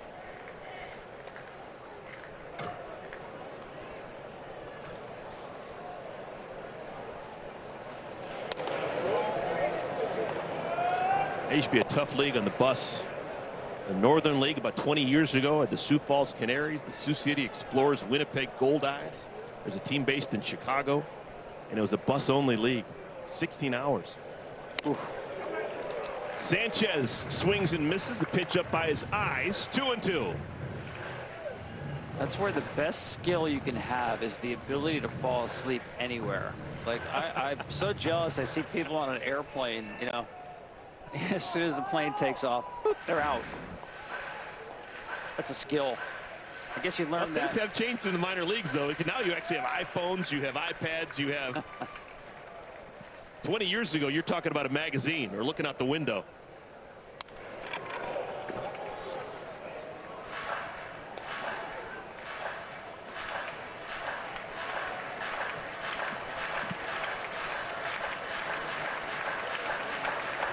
Two balls and 2 strikes.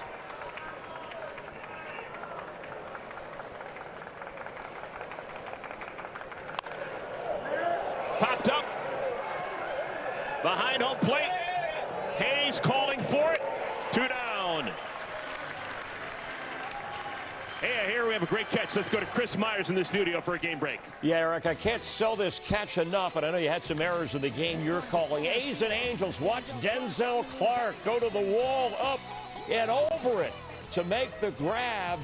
That deserves a wow. Grant Holman, the starter, stunned by that grab at a scoreless game. Back to you and Tom. Definitely deserves a wow. Thank you, Chris. All right, we're now 1 away from this one being over. Pirates have won 3 consecutive games, all by 1 run. Trying to win this one by an extended margin, up by 7.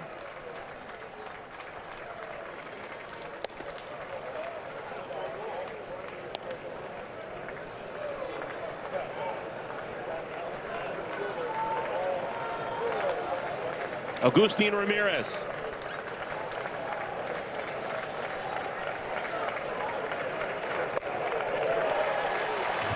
One and 2.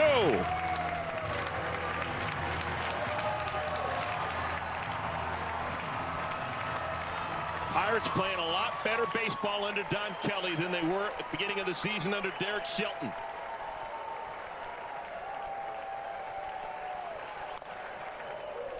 they can win this game, which looks like almost a certainty, they will be over 500. 15-14 in the 29 games under the watchful eye of Don Kelly. Small victories.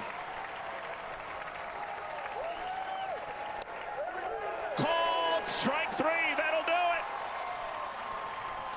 The Pittsburgh Pirates have now won 4 games in a row.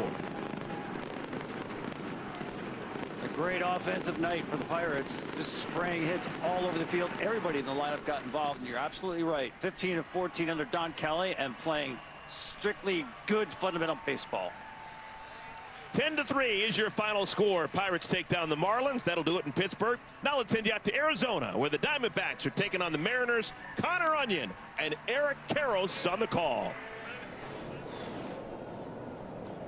Welcome to Chase Field in Phoenix. For those of you that just watched the Marlins and the Pirates, Corbin Carroll with a first pitch home run for the Diamondbacks to get the scoring started. Former big leaguer Eric Karros, Connor Onion with you. First scoring chance for the Mariners with Miles Mastrobuoni getting the start out of the 7-hole tonight. Jorge Polanco down at third. So Merrill Kelly fires home to him and grabs strike 2 with the fastball. The Diamondbacks coming off a road trip 6 games away from Phoenix. They split those 3. Sweep of the Braves and were swept by the Reds.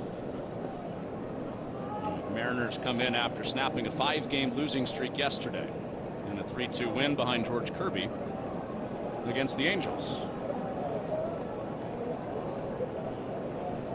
0-2 with 2 outs. And that got a piece of Herrera, which is another painful moment for a Diamondbacks catcher, with Gabby Moreno out the past couple of nights with a sore hand.